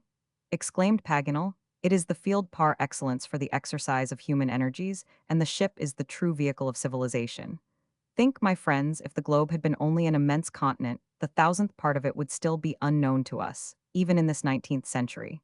See how it is in the interior of great countries. In the steppes of Siberia, in the plains of Central Asia, in the deserts of Africa, in the prairies of America, in the immense wilds of Australia, in the icy solitudes of the poles, man scarcely dares to venture. The most daring shrinks back, the most courageous succumbs. They cannot penetrate them. The means of transport are insufficient, and the heat and disease and savage disposition of the natives are impassable obstacles. 20 miles of desert separate men more than 500 miles of ocean." Paganel spoke with such warmth that even the Major had nothing to say against this panegyric of the ocean. Indeed, if the finding of Harry Grant had involved following a parallel across continents instead of oceans, the enterprise could not have been attempted. But the sea was there ready to carry the travelers from one country to another, and on the 6th of December, at the first streak of day, they saw a fresh mountain apparently emerging from the bosom of the waves. This was Amsterdam Island, situated in 37 degrees 47 minutes latitude and degrees 24 minutes longitude, the high cone of which in clear weather is visible 50 miles off. At 8 o'clock, its form, indistinct though it still was, seemed almost a reproduction of Tenerife. "And consequently it must resemble Tristan da Cunha," observed Glenarvan. "A very wise conclusion," said Paganel, "according to the geometrographic axiom that 2 islands resembling a third must have a common likeness. I will only add that, like Tristan da Cunha, Amsterdam Island is equally rich in seals and Robinsons." "There are Robinsons everywhere, then," said Lady Helena. "Indeed, madam," replied Paganel, "I know few islands without some tale of the kind appertaining to them, and the romance of your immortal countryman, Daniel Defoe, has been often enough realized before his day." "Monsieur Paganel," said Mary, "may I ask you a question?" "Two, if you like, my dear young lady, and I promise to answer them." "Well, then, I want to know if you would be very much frightened at the idea of being cast away alone on a desert island." "I," exclaimed Paganel. "Come now, my good fellow," said the Major, "don't go and tell us that it is your most cherished desire." "I don't pretend it is that, but still, after all, such an adventure would not be very unpleasant to me. I should begin a new life, I should hunt and fish. I should choose a grotto for my domicile in winter and a tree in summer. I should make storehouses for my harvests. In one word, I should colonize my island." "All by yourself?" All by myself if I was obliged. Besides, are we ever obliged? Cannot one find friends among the animals and choose some tame kid or eloquent parrot or amiable monkey? And if a lucky chance should send one a companion like the faithful Friday, what more is needed? Two friends on a rock, there is happiness. Suppose now, the Major and I. Thank you, replied the Major, interrupting him. I have no inclination in that line, and should make a very poor Robinson Crusoe. My dear Monsieur Paganel, said Lady Helena, you are letting your imagination run away with you as usual. But the dream is very different from the reality. You are thinking of an imaginary Robinson's life, thrown on a picked island and treated like a spoiled child by nature. You only see the sunny side. What, madam? You don't believe a man could be happy on a desert island? I do not. Man is made for society and not for solitude, and solitude can only engender despair. It is a question of time. At the outset, it is quite possible that material wants and the very necessities of existence may engross the poor shipwrecked fellow, just snatched from the waves. But afterward, when he feels himself alone, far from his fellow men, without any hope of seeing country and friends again, what must he think, what must he suffer? His little island is all his world.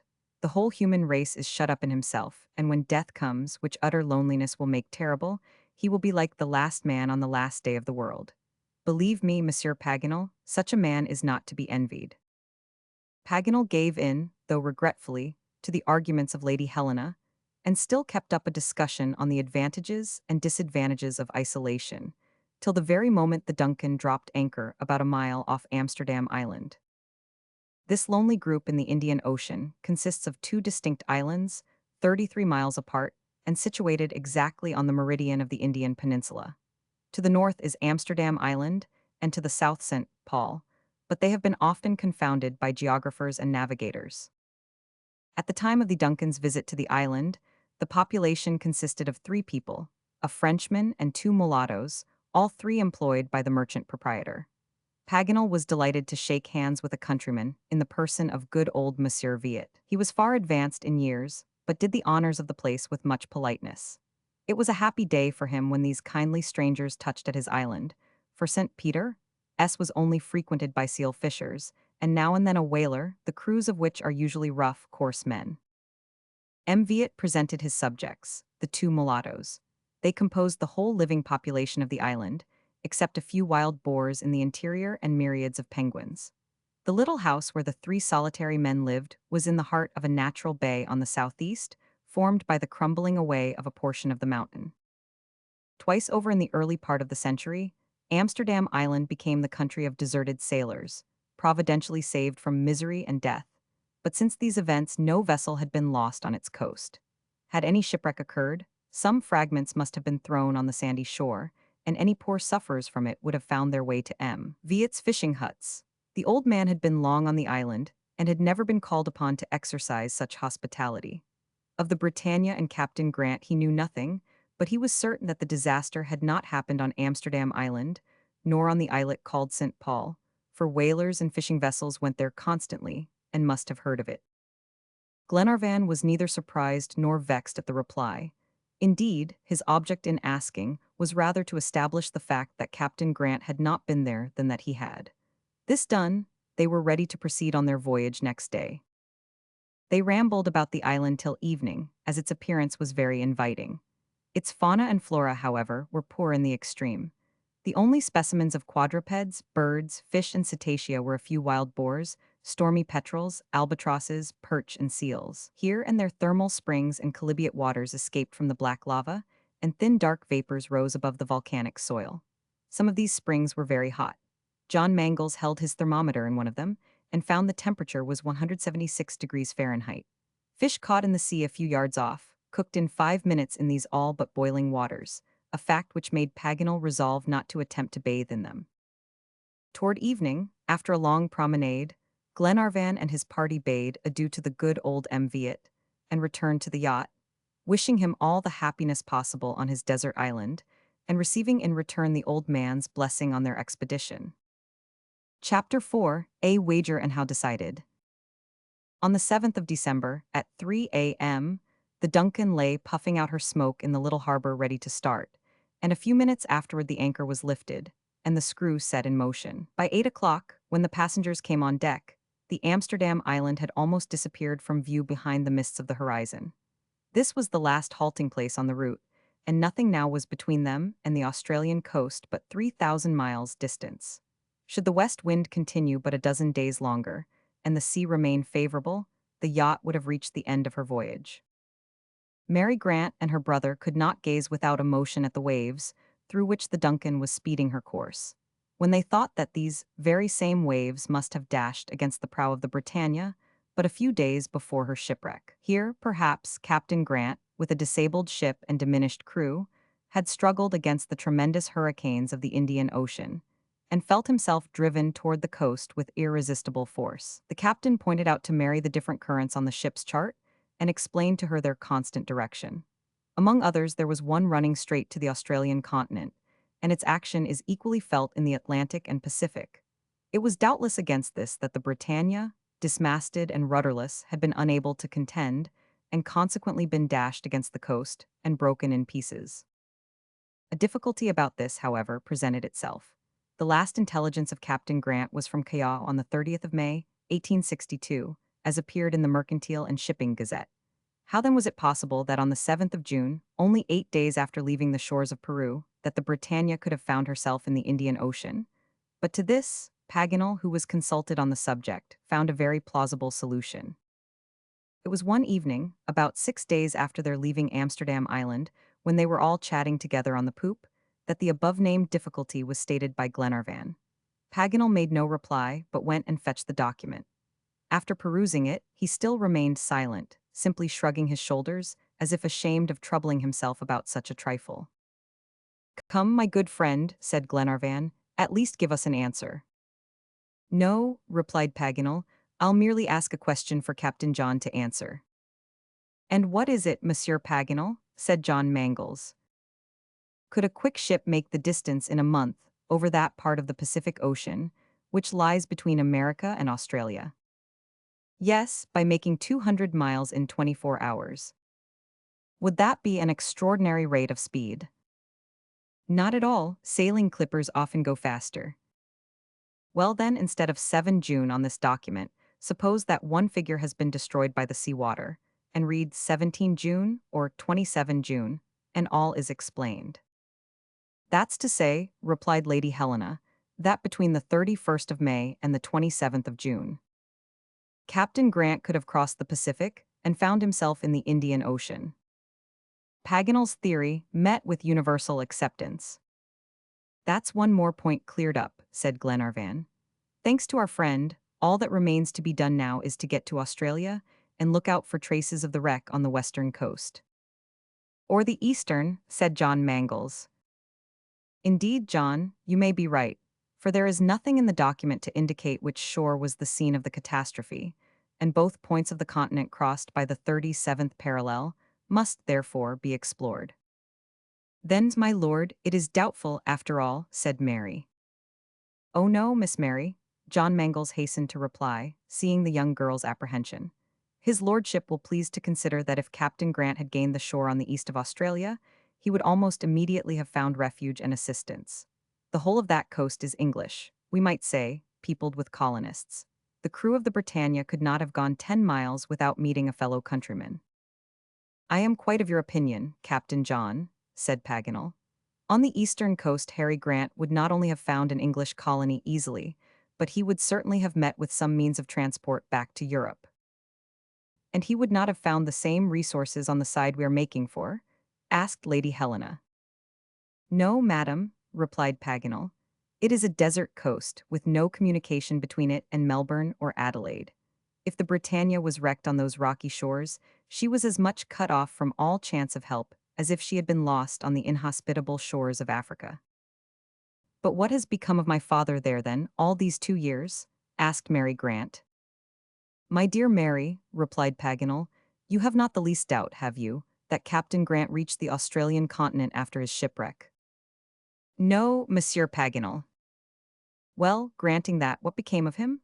The suppositions we might make are not numerous. They are confined to 3. Either Harry Grant and his companions have found their way to the English colonies, or they have fallen into the hands of the natives, or they are lost in the immense wilds of Australia." "Go on, Paganel," said Lord Glenarvan, as the learned Frenchman made a pause. The first hypothesis I reject, then, to begin with. For Harry Grant could not have reached the English colonies, or long ago he would have been back with his children in the good town of Dundee. Poor father, murmured Mary, away from us for 2 whole years. Hush, Mary, said Robert, Monsieur Paganel will tell us. Alas, my boy, I cannot. All that I affirm is that Captain Grant is in the hands of the natives. But these natives, said Lady Helena hastily, are they? Reassure yourself, madam, said Paganel, divining her thoughts. The aborigines of Australia are low enough in the scale of human intelligence, and most degraded and uncivilized, but they are mild and gentle in disposition, and not sanguinary like their New Zealand neighbors. Though they may be prisoners, their lives have never been threatened, you may be sure. All travelers are unanimous in declaring that the Australian natives abhor shedding blood, and many a time they have found in them faithful allies in repelling the attacks of evil-disposed convicts, far more cruelly inclined. You hear what Monsieur Paganel tells us, Mary, said Lady Helena turning to the young girl. If your father is in the hands of the natives, which seems probable from the document, we shall find him. And what if he is lost in that immense country? Asked Mary. Well, we'll find him still, exclaimed Paganel in a confident tone. Won't we, friends? Most certainly, replied Glenarvan, and anxious to give a less gloomy turn to the conversation, he added. But I won't admit the supposition of his being lost, not for an instant. Neither will I, said Paganel. Is Australia a big place? Inquired Robert. Australia, my boy, is about as large as 4/5 of Europe. It has somewhere about 775,000 hectares. So much as that, said the Major. Yes, McNabbs, almost to a yard's breadth. Don't you think now it has a right to be called a continent? I do, certainly. I may add, continued the savant, that there are but few accounts of travelers being lost in this immense country. Indeed, I believe Leichert is the only one of whose fate we are ignorant, and some time before my departure, I learned from the Geographical Society that McIntyre had strong hopes of having discovered traces of him. The whole of Australia, then, is not yet explored? Asked Lady Helena. No, madam, but very little of it. This continent is not much better known than the interior of Africa, and yet it is from no lack of enterprising travelers. Fro to 1862, more than 50 have been engaged in exploring along the coast and in the interior. Oh, 50, exclaimed McNabbs incredulously. No, no, objected the Major, that is going too far.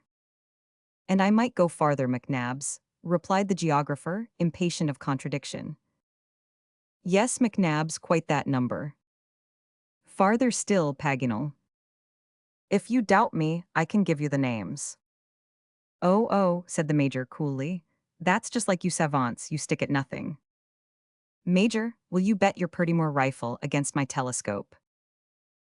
Why not, Paganel, if it would give you any pleasure? Done, Major, exclaimed Paganel. You may say goodbye to your rifle, for it will never shoot another chamois or fox unless I lend it to you, which I shall always be happy to do, by the by. And whenever you require the use of your telescope, Paganel, I shall be equally obliging, replied the Major gravely. Let us begin then, and ladies and gentlemen, you shall be our jury. Robert, you must keep count. This was agreed upon, and Paganel forthwith commenced. Mnemosyne, goddess of memory, chaste mother of the muses, he exclaimed, inspire thy faithful servant and fervent worshipper. 258 years ago, my friends, Australia was unknown. Strong suspicions were entertained of the existence of a great southern continent. In the library of your British Museum, Glenarvan, there are 2 charts, the date of which is 1550, which mention a country south of Asia, called by the Portuguese Great Java. But these charts are not sufficiently authentic. In the 17th century, in 1606, Quiros, a Spanish navigator, discovered a country which he named Australia de Espiritu Santo. Some authors imagine that this was the New Hebrides group and not Australia. I am not going to discuss the question, however. Count Quiros, Robert, and let us pass on to another. 1, said Robert. In that same year, Louis Vasse de Tours, the second in command of the fleet of Quiros, pushed further south. But it is to Theodore Herdoge, a Dutchman, that the honor of the great discovery belongs. He touched the western coast of Australia in 25 degrees latitude and called it Eendracht after his vessel. From this time, navigators increased. In 1618, Zeechen discovered the northern parts of the coast and called them Arnheim and Diemen. In 1618, Jan Edels went along the western coast and christened it by his own name. In 1622, Lewin went down as far as the Cape, which became his namesake. And so Paganel continued with name after name until his hearers cried for mercy. "Stop, Paganel," said Glenarvan, laughing heartily. "Don't quite crush poor McNabbs. Be generous. He owns he is vanquished." "And what about the rifle?" asked the geographer triumphantly. "It is yours, Paganel," replied the major, "and I am very sorry for it, but your memory might gain an armory by such feats. It is certainly impossible to be better acquainted with Australia. Not the least name, not even the most trifling fact." "As to the most trifling fact, I don't know about that," said the major, shaking his head. "What do you mean, McNabbs?" exclaimed Paganel. "Simply that perhaps all the incidents connected with the discovery of Australia may not be known to you." "Just fancy," retorted Paganel, throwing back his head proudly. "Come now, if I name one fact you don't know, will you give me back my rifle?" said McNabbs. "On the spot, Major." "Very well, it's a bargain then." "Yes, a bargain, that's settled." "All right, well now, Paganel, do you know how it is that Australia does not belong to France?" "But it seems to me." "Or, at any rate, do you know what's the reason the English give?" asked the major. "No," replied Paganel with an air of vexation. "Just because Captain Baudin, who was by no means a timid man, was so afraid in 1802 of the croaking of the Australian frogs that he raised his anchor with all possible speed and quitted the coast, never to return." "What?" exclaimed Paganel. "Do they actually give that version of it in England? But it is just a bad joke." "Bad enough, certainly, but still it is history in the United Kingdom." "It's an insult," exclaimed the patriotic geographer, "and they relate that gravely." "I must own it is the case," replied Glenarvan, amidst a general outburst of laughter. "Do you mean to say you have never heard of it before?" "Never, but I protest against it. Besides, the English call us frog-eaters. Now, in general, people are not afraid of what they eat." "It is said, though, for all that," replied McNabbs, so the major kept his famous rifle after all. Chapter 5: The Storm on the Indian Ocean. 2 days after this conversation, John Mangles announced that the Duncan was in longitude 113 degrees 37 minutes, and the passengers found on consulting the chart that consequently Cape Bernouilli could not be more than 5 degrees off. They must be sailing then in that part of the Indian Ocean which washed the Australian continent, and in 4 days might hope to see Cape Bernouilli appear on the horizon. Hitherto the yacht had been favored by a strong westerly breeze, but now there were evident signs that a calm was impending, and on the 13th of December the wind fell entirely. As the sailors say, there was not enough to fill a cap. There was no saying how long this state of the atmosphere might last, but for the powerful propeller, the yacht would have been obliged to lie motionless as a log. The young captain was very much annoyed, however, at the prospect of emptying his coal bunkers, for he had covered his ship with canvas, intending to take advantage of the slightest breeze.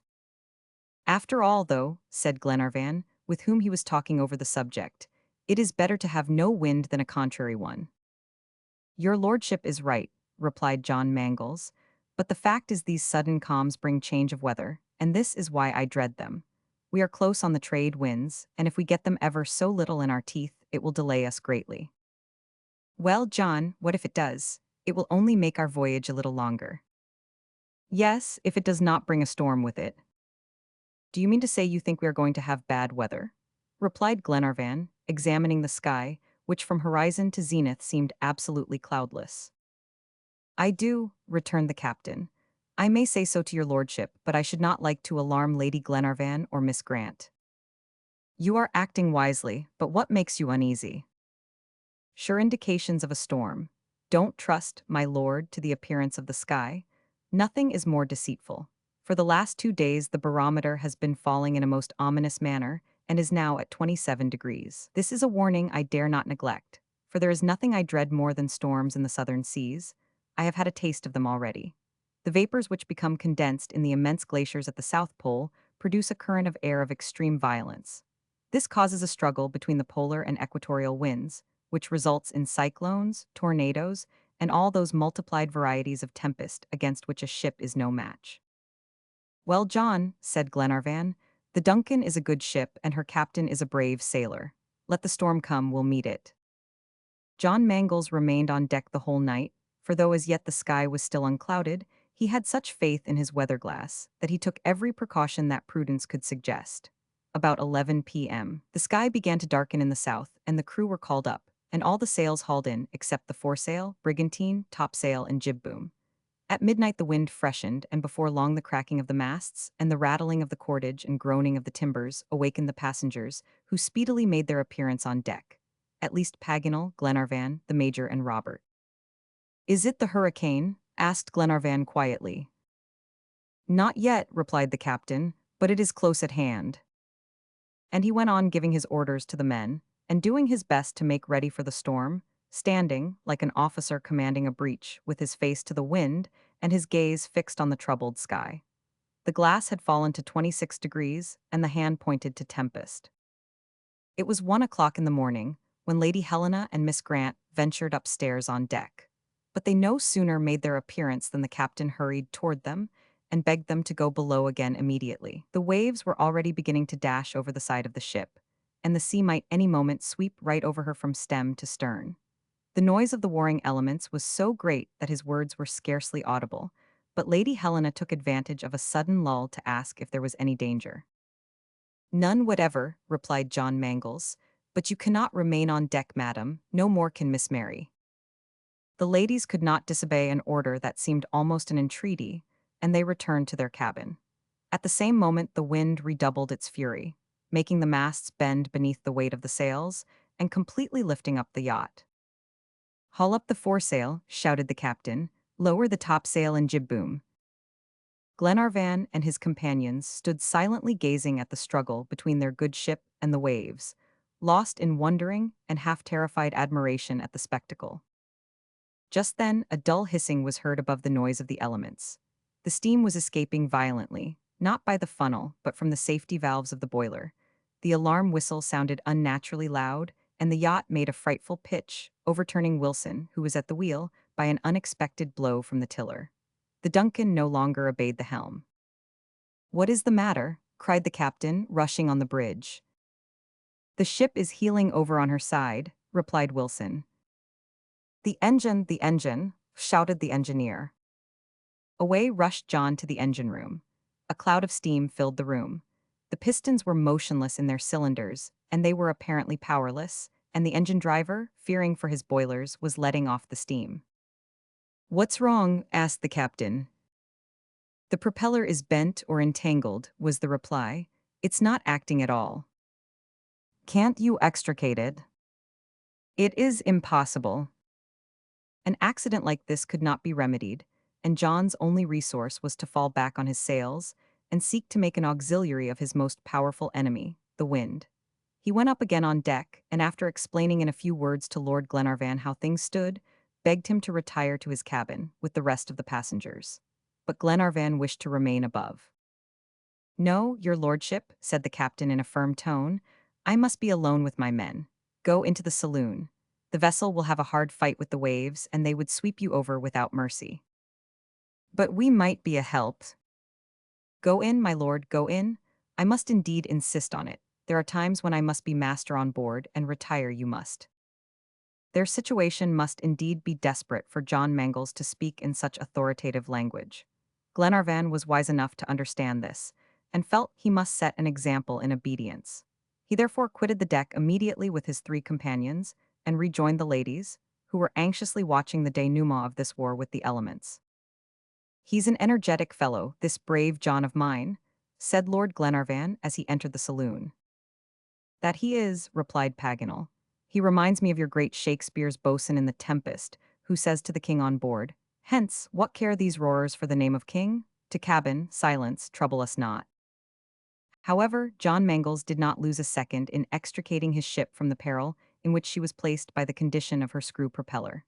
He resolved to rely on the mainsail for keeping in the right route as far as possible, and to brace the yards obliquely so as not to present a direct front to the storm. The yacht turned about like a swift horse that feels the spur and presented a broadside to the billows. The only question was, how long would she hold out with so little sail, and what sail could resist such violence for any length of time? The great advantage of keeping up the mainsail was that it presented to the waves only the most solid portions of the yacht and kept her in the right course. Still, it involved some peril, for the vessel might get engulfed between the waves and not be able to raise herself. But Mangles felt there was no alternative, and all he could do was to keep the crew ready to alter the sail at any moment and stay in the shrouds himself watching the tempest. The remainder of the night was spent in this manner, and it was hoped that morning would bring a calm. But this was a delusive hope. At 8 a.m., the wind had increased to a hurricane. John said nothing, but he trembled for his ship and those on board. The Duncan made a frightful plunge forward, and for an instant the men thought she would never rise again. Already they had seized their hatchets to cut away the shrouds from the mainmast, but the next minute the sails were torn away by the tempest and had flown off like gigantic albatrosses. The yacht had risen once more, but she found herself at the mercy of the waves entirely now, with nothing to steady or direct her, and was so fearfully pitched and tossed about that every moment the captain expected the masts would break short off. John had no resource but to put up a forestaysail and run before the gale. But this was no easy task. 20 times over he had all his work to begin again, and it was 3 p.m. before his attempt succeeded. A mere shred of canvas though it was enough to drive the Duncan forward with inconceivable rapidity to the northeast, of course in the same direction as the hurricane.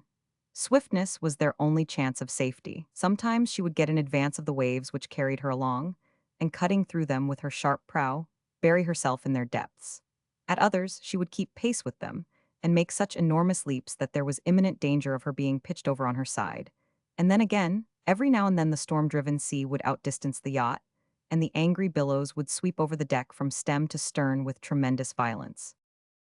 In this alarming situation and amid dreadful alternations of hope and despair, the 12th of December passed away, and the ensuing night John Mangles never left his post, not even to take food. Though his impassive face betrayed no symptoms of fear, he was tortured with anxiety, and his steady gaze was fixed on the north, as if trying to pierce through the thick mists that enshrouded it. There was, indeed, great cause for fear. The Duncan was out of her course, and rushing toward the Australian coast with a speed which nothing could lessen. To John Mangles it seemed as if a thunderbolt were driving them along. Every instant he expected the yacht would dash against some rock, for he reckoned the coast could not be more than 12 miles off, and better far be in mid-ocean exposed to all its fury than too near land. John Mangles went to find Glenarvan, and had a private talk with him about their situation, telling him frankly the true state of affairs, stating the case with all the coolness of a sailor prepared for anything and everything, and he wound up by saying he might, perhaps, be obliged to cast the yacht on shore. "To save the lives of those on board, my lord," he added. "Do it then, John," replied Lord Glenarvan. "And Lady Helena, Miss Grant?" "I will tell them at the last moment when all hope of keeping out at sea is over. You will let me know?" "I will, my lord." Glenarvan rejoined his companions, who felt they were in imminent danger, though no word was spoken on the subject. Both ladies displayed great courage, fully equal to any of the party. Paganel descanted in the most inopportune manner about the direction of atmospheric currents, making interesting comparisons between tornadoes, cyclones, and rectilinear tempests. The Major calmly awaited the end with the fatalism of a Mussulman. About 11 o'clock, the hurricane appeared to decrease slightly. The damp mist began to clear away, and a sudden gleam of light revealed a low-lying shore about 6 miles distant. They were driving right down on it. Enormous breakers 50 feet high were dashing over it, and the fact of their height showed John there must be solid ground before they could make such a rebound. "Those are sandbanks," he said to Austin. "I think they are," replied the mate. "We are in God's hands," said John. "If we cannot find any opening for the yacht, and if she doesn't find the way in herself, we are lost. The tide is high at present. It is just possible we may ride over those sandbanks. But just see those breakers. What ship could stand them? Let us invoke divine aid, Austin." Meanwhile, the Duncan was speeding on at a frightful rate. Soon she was within 2 miles of the sandbanks, which were still veiled from time to time in thick mist. But John fancied he could see beyond the breakers a quiet basin where the Duncan would be in comparative safety. But how could she reach it? All the passengers were summoned on deck, for now that the hour of shipwreck was at hand, the captain did not wish anyone to be shut up in his cabin. "John," said Glenarvan in a low voice to the captain, "I will try to save my wife or perish with her. I put Miss Grant in your charge." "Yes, my lord," replied John Mangles, raising Glenarvan's hand to his moistened eyes. The yacht was only a few cables' lengths from the sandbanks. The tide was high, and no doubt there was abundance of water to float the ship over the dangerous bar. But these terrific breakers, alternately lifting her up and then leaving her almost dry, would infallibly make her graze the sandbanks. Was there no means of calming this angry sea? A last expedient struck the captain. "The oil, my lads," he exclaimed. "Bring the oil here." The crew caught at the idea immediately. This was a plan that had been successfully tried already.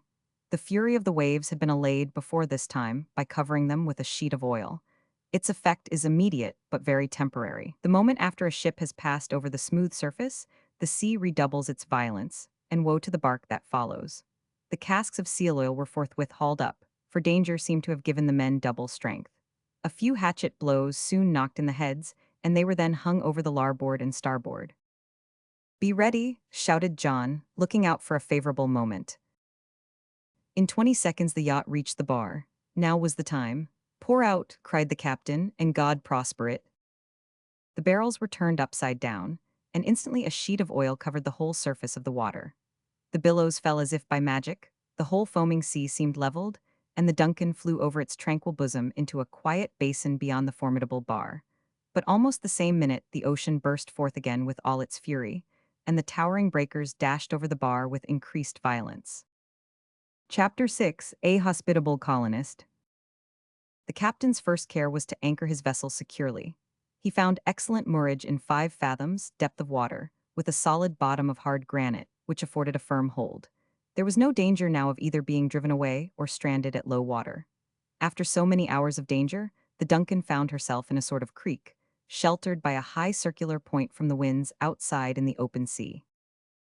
Lord Glenarvan grasped John Mangles' hand and simply said, "Thank you, John." This was all, but John felt it ample recompense. Glenarvan kept to himself the secret of his anxiety, and neither Lady Helena, nor Mary, nor Robert suspected the grave perils they had just escaped. One important fact had to be ascertained. On what part of the coast had the tempest thrown them? How far must they go to regain the parallel? At what distance SW? Was Cape Bernouilli? This was soon determined by taking the position of the ship, and it was found that she had scarcely deviated 2 degrees from the route. They were in longitude 36 degrees 12 minutes and latitude 32 degrees 67 minutes at Cape Catastrophe, 300 miles from Cape Bernouilli. The nearest port was Adelaide, the capital of southern Australia. Could the Duncan be repaired there? This was the question. The extent of the injuries must first be ascertained, and in order to do this, he ordered some of the men to dive down below the stern. Their report was that one of the branches of the screw was bent and had got jammed against the stern post, which of course prevented all possibility of rotation. This was a serious damage, so serious as to require more skillful workmen than could be found in Adelaide. After mature reflection, Lord Glenarvan and John Mangles came to the determination to sail round the Australian coast, stopping at Cape Bernouilli, and continuing their route south as far as Melbourne, where the Duncan could speedily be put right. This effected, they would proceed to cruise along the eastern coast to complete their search for the Britannia. This decision was unanimously approved, and it was agreed that they should start with the first fair wind. They had not to wait long, for the same night the hurricane had ceased entirely, and there was only a manageable breeze from the SW. Preparations for sailing were instantly commenced, and at 4 o'clock in the morning the crew lifted the anchors and got under way with fresh canvas outspread, and a wind blowing right for the Australian shores. 2 hours afterward Cape Catastrophe was out of sight. In the evening they doubled Cape Borda and came alongside Kangaroo Island. This is the largest of the Australian islands and a great hiding place for runaway convicts. Its appearance was enchanting. The stratified rocks on the shore were richly carpeted with verdure, and innumerable kangaroos were jumping over the woods and plains, just as at the time of its discovery in 1802. Next day, boats were sent ashore to examine the coast minutely, as they were now on the 36th parallel, and between that and the 38th, Glenarvan wished to leave no part unexplored. The boats had hard, rough work of it now, but the men never complained. Glenarvan and his inseparable companion, Paganel, and young Robert generally accompanied them, but all this painstaking exploration came to nothing. Not a trace of the shipwreck could be seen anywhere. The Australian shores revealed no more than the Patagonian. However, it was not time yet to lose hope altogether, for they had not reached the exact point indicated by the document. On the 20th of December, they arrived off Cape Bernouilli, which terminates Leaspeed Bay, and yet not a vestige of the Britannia had been discovered. Still, this was not surprising, as it was 2 years since the occurrence of the catastrophe, and the sea might, and indeed must, have scattered and destroyed whatever fragments of the brig had remained. Besides, the natives who scent a wreck as the vultures do a dead body would have pounced upon it and carried off the smaller debris. There was no doubt whatever Harry Grant and his companions had been made prisoners the moment the waves threw them on the shore and been dragged away into the interior of the continent. But if so, what becomes of Paganel's ingenious hypothesis about the document, viz., that it had been thrown into a river and carried by a current into the sea? That was a plausible enough theory in Patagonia, but not in the part of Australia intersected by the 37th parallel. Besides, the Patagonian rivers, the Rio Colorado and the Rio Negro, flow into the sea along deserted solitudes, uninhabited and uninhabitable, while, on the contrary, the principal rivers of Australia, the Murray, the Yarrow, the Torrens, the Darling, all connected with each other, throw themselves into the ocean by well-frequented routes, and their mouths are ports of great activity. What likelihood, consequently, would there be that a fragile bottle would ever find its way, along such busy thoroughfares, right out into the Indian Ocean? Paganel himself saw the impossibility of it, and confessed to the Major, who raised a discussion on the subject, that his hypothesis would be altogether illogical in Australia. It was evident that the degrees given related to the place where the Britannia was actually shipwrecked and not the place of captivity, and that the bottle therefore had been thrown into the sea on the western coast of the continent. However, as Glenarvan justly remarked, this did not alter the fact of Captain Grant's captivity in the least degree, though there was no reason now for prosecuting the search for him along the 37th parallel, more than any other. It followed, consequently, that if no traces of the Britannia were discovered at Cape Bernouilli, the only thing to be done was to return to Europe. Lord Glenarvan would have been unsuccessful, but he would have done his duty courageously and conscientiously. But the young Grants did not feel disheartened. They had long since said to themselves that the question of their father's deliverance was about to be finally settled. Irrevocably, indeed, they might consider it, for as Paganel had judiciously demonstrated, if the wreck had occurred on the eastern side, the survivors would have found their way back to their own country long since. Hope on, Mary," said Lady Helena to the young girl as they neared the shore. "God's hand will still lead us." "Yes, Miss Mary," said Captain John, "man's extremity is God's opportunity. When one way is hedged up, another is sure to open." "God grant it," replied Mary. Land was quite close now. The cape ran out 2 miles into the sea and terminated in a gentle slope, and the boat glided easily into a sort of natural creek between coral banks in a state of formation, which in course of time would be a belt of coral reefs round the southern point of the Australian coast. Even now they were quite sufficiently formidable to destroy the keel of a ship, and the Britannia might likely enough have been dashed to pieces on them. The passengers landed without the least difficulty on an absolutely desert shore. Cliffs composed of beds of strata made a coastline 60 to 80 feet high, which it would have been difficult to scale without ladders or cramp irons. John Mangles happened to discover a natural breach about half a mile south. Part of the cliff had been partially beaten down, no doubt, by the sea in some equinoctial gale. Through this opening the whole party passed and reached the top of the cliff by a pretty steep path. Robert climbed like a young cat and was the first on the summit, to the despair of Paganel, who was quite ashamed to see his long legs, 40 years old, outdistanced by a young urchin of 12. However, he was far ahead of the Major, who gave himself no concern on the subject. They were all soon assembled on the lofty crags, and from this elevation could command a view of the whole plain below. It appeared entirely uncultivated, and covered with shrubs and bushes. Glenarvan thought it resembled some glens in the lowlands of Scotland, and Paganel fancied it like some barren parts of Brittany. But along the coast the country appeared to be inhabited, and significant signs of industry revealed the presence of civilized men, not savages. "A mill!" exclaimed Robert. And sure enough, in the distance the long sails of a mill appeared, apparently about 3 miles off. "It certainly is a windmill," said Paganel, after examining the object in question through his telescope. "Let us go to it then," said Glenarvan. Away they started, and after walking about half an hour, the country began to assume a new aspect, suddenly changing its sterility for cultivation. Instead of bushes, quickset hedges met the eye, enclosing recent clearings. Several bullocks and about half a dozen horses were feeding in meadows, surrounded by acacias supplied from the vast plantations of Kangaroo Island. Gradually fields covered with cereals came in sight, whole acres covered with bristling ears of corn, hayricks in the shape of large beehives, blooming orchards, a fine garden worthy of Horace in which the useful and agreeable were blended. Then came sheds, commons wisely distributed, and last of all, a plain, comfortable dwelling house, crowned by a joyous-sounding mill, and fanned and shaded by its long sails as they kept constantly moving round. Just at that moment a pleasant-faced man, about 50 years of age, came out of the house, warned by the loud barking of 4 dogs of the arrival of strangers. He was followed by 5 handsome strapping lads, his sons and their mother, a fine tall woman. There was no mistaking the little group. This was a perfect type of the Irish colonist, a man who, weary of the miseries of his country, had come, with his family, to seek fortune and happiness beyond the seas. Before Glenarvan and his party had time to reach the house and present themselves in due form, they heard the cordial words, "Strangers, welcome to the house of Paddy O'Moore." "You are Irish," said Glenarvan, "if I am not mistaken," warmly grasping the outstretched hand of the colonist. "I was," replied Paddy O'Moore, "but now I am Australian. Come in, gentlemen, whoever you may be, this house is yours." It was impossible not to accept an invitation, given with such grace. Lady Helena and Mary Grant were led in by Mrs. O'Moore, while the gentlemen were assisted by his sturdy sons to disencumber themselves of their firearms. An immense hall, light and airy, occupied the ground floor of the house, which was built of strong planks laid horizontally. A few wooden benches fastened against the gaily colored walls, about 10 stools, 2 oak chests on tin mugs, a large long table where 20 guests could sit comfortably, composed the furniture, which looked in perfect keeping with the solid house and robust inmates. The noonday meal was spread.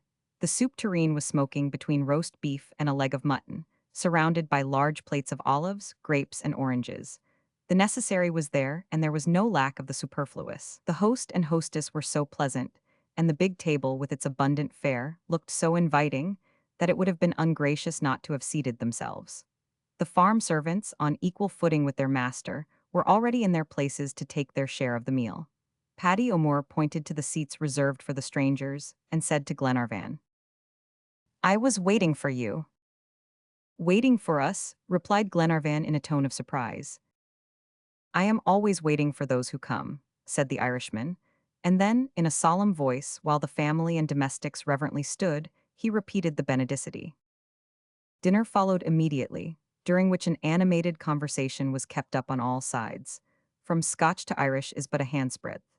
The Tweed, several fathoms wide, digs a deeper trench between Scotland and England than the 20 leagues of Irish Channel, which separates Old Caledonia from the Emerald Isle. Paddy O'Moore related his history.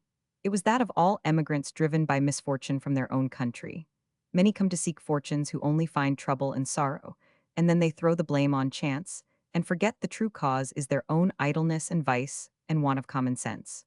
Whoever is sober and industrious, honest and economical, gets on. Such a one had been and was Paddy O'Moore. He left Dundalk, where he was starving, and came with his family to Australia, landed at Adelaide, where, refusing employment as a miner, he got engaged on a farm, and 2 months afterward commenced clearing ground on his own account. The whole territory of South Australia is divided into lots, each containing 80 acres, and these are granted to colonists by the government. Any industrious man, by proper cultivation, can not only get a living out of his lot, but lay by £80 a year. Paddy O'Moore knew this. He profited by his own former experience and laid by every penny he could till he had saved enough to purchase new lots. His family prospered, and his farm also. The Irish peasant became a landed proprietor, and though his little estate had only been under cultivation for 2 years, he had 500 acres cleared by his own hands and 500 head of cattle. He was his own master, after having been a serf in Europe, and as independent as one can be in the freest country in the world. His guests congratulated him heartily as he ended his narration, and Paddy O'Moore no doubt expected confidence for confidence, but he waited in vain. However, he was one of those discreet people who can say, "I tell you who I am, but I don't ask who you are." Glenarvan's great object was to get information about the Britannia, and like a man who goes right to the point, he began at once to interrogate O'Moore as to whether he had heard of the shipwreck. The reply of the Irishman was not favorable. He had never heard the vessel mentioned. For 2 years at least, no ship had been wrecked on that coast, neither above nor below the Cape. Now, the date of the catastrophe was within 2 years. He could, therefore, declare positively that the survivors of the wreck had not been thrown on that part of the western shore. "Now, my lord," he added, "may I ask what interest you have in making the inquiry?" This pointed question elicited in reply the whole history of the expedition. Glenarvan related the discovery of the document and the various attempts that had been made to follow up the precise indications given of the whereabouts of the unfortunate captives, and he concluded his account by expressing his doubt whether they should ever find the captain after all. His dispirited tone made a painful impression on the minds of his auditors. Robert and Mary could not keep back their tears, and Paganel had not a word of hope or comfort to give them. John Mangles was grieved to the heart, though he, too, was beginning to yield to the feeling of hopelessness which had crept over the rest, when suddenly the whole party were electrified by hearing a voice exclaim, "My lord, praise and thank God. If Captain Grant is alive, he is on this Australian continent." Chapter 7: The Quartermaster of the Britannia. The surprise caused by these words cannot be described. Glenarvan sprang to his feet and pushing back his seat, exclaimed, "Who spoke?" "I did," said one of the servants at the far end of the table. "You, Ayrton?" replied his master, not less bewildered than Glenarvan. "Yes, it was I," rejoined Ayrton in a firm tone, though somewhat agitated voice. "A Scotchman like yourself, my lord, and one of the shipwrecked crew of the Britannia." The effect of such a declaration may be imagined. Mary Grant fell back, half fainting, in Lady Helena's arms, overcome by joyful emotion, and Robert and Mangles, and Paganel started up and toward the man that Paddy O'Moore had addressed as Ayrton. He was a coarse-looking fellow, about 45 years of age, with very bright eyes, though half hidden beneath thick, overhanging brows.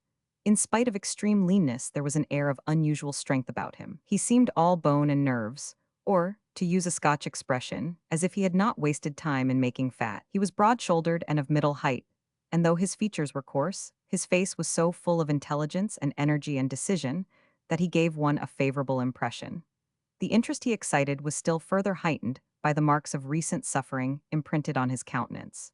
It was evident that he had endured long and severe hardships, and that he had borne them bravely and come off victor. "You are one of the shipwrecked sailors of the Britannia?" was Glenarvan's first question. "Yes, my lord, Captain Grant's quartermaster." "And saved with him after the shipwreck?"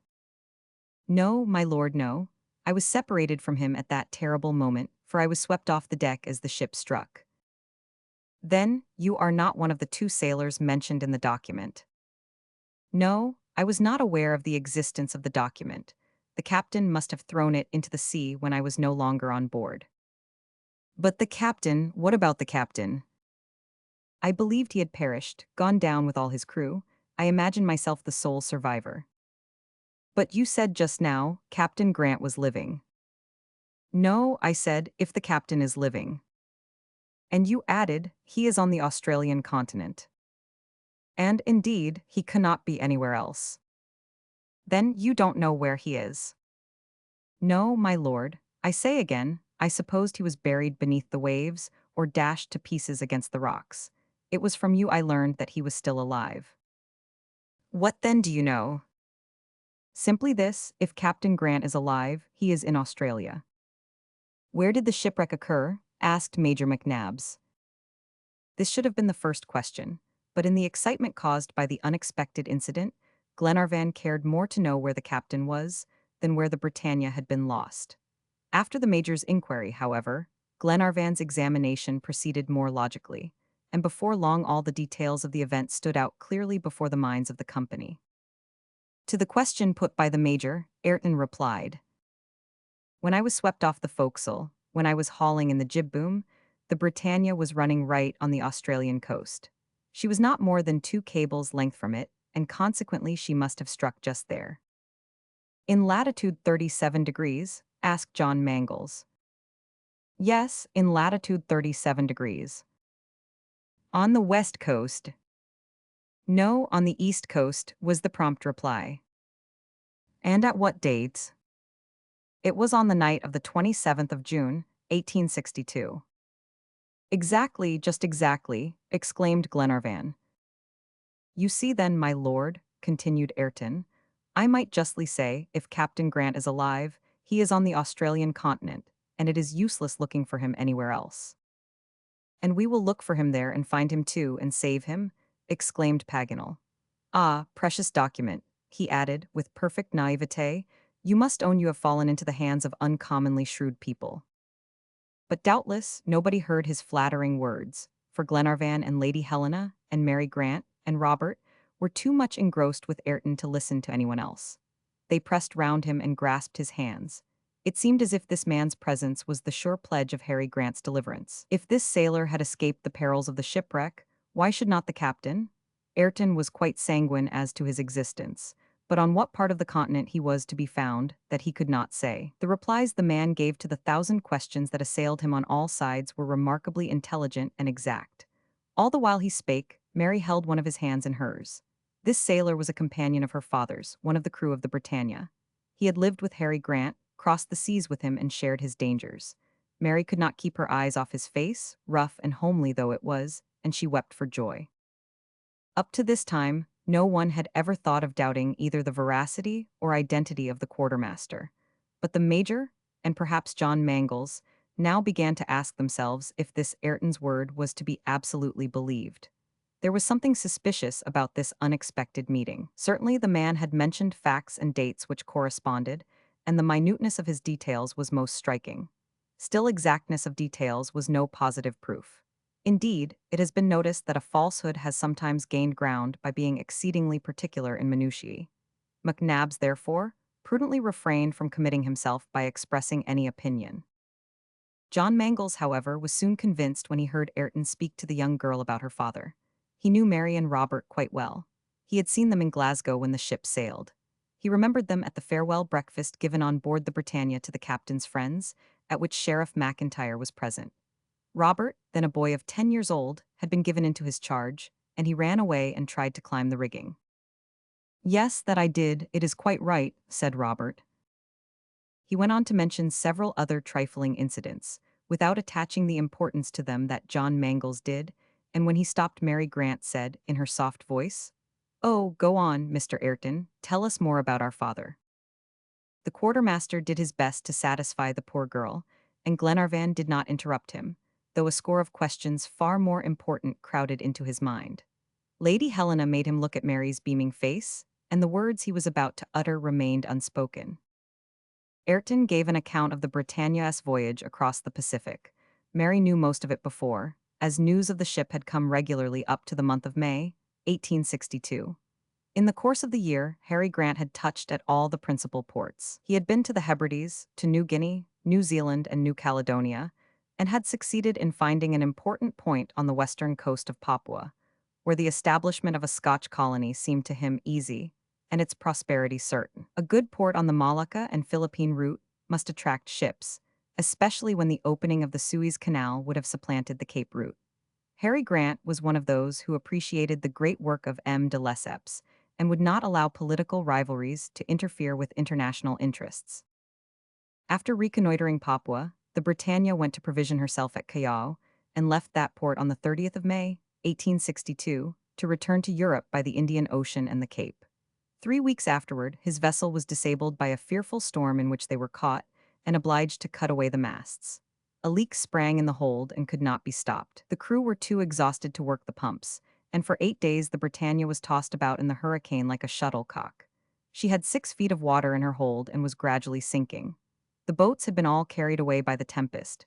Death stared them in the face, when, on the night of the 22nd of June, as Paganel had rightly supposed, they came in sight of the eastern coast of Australia.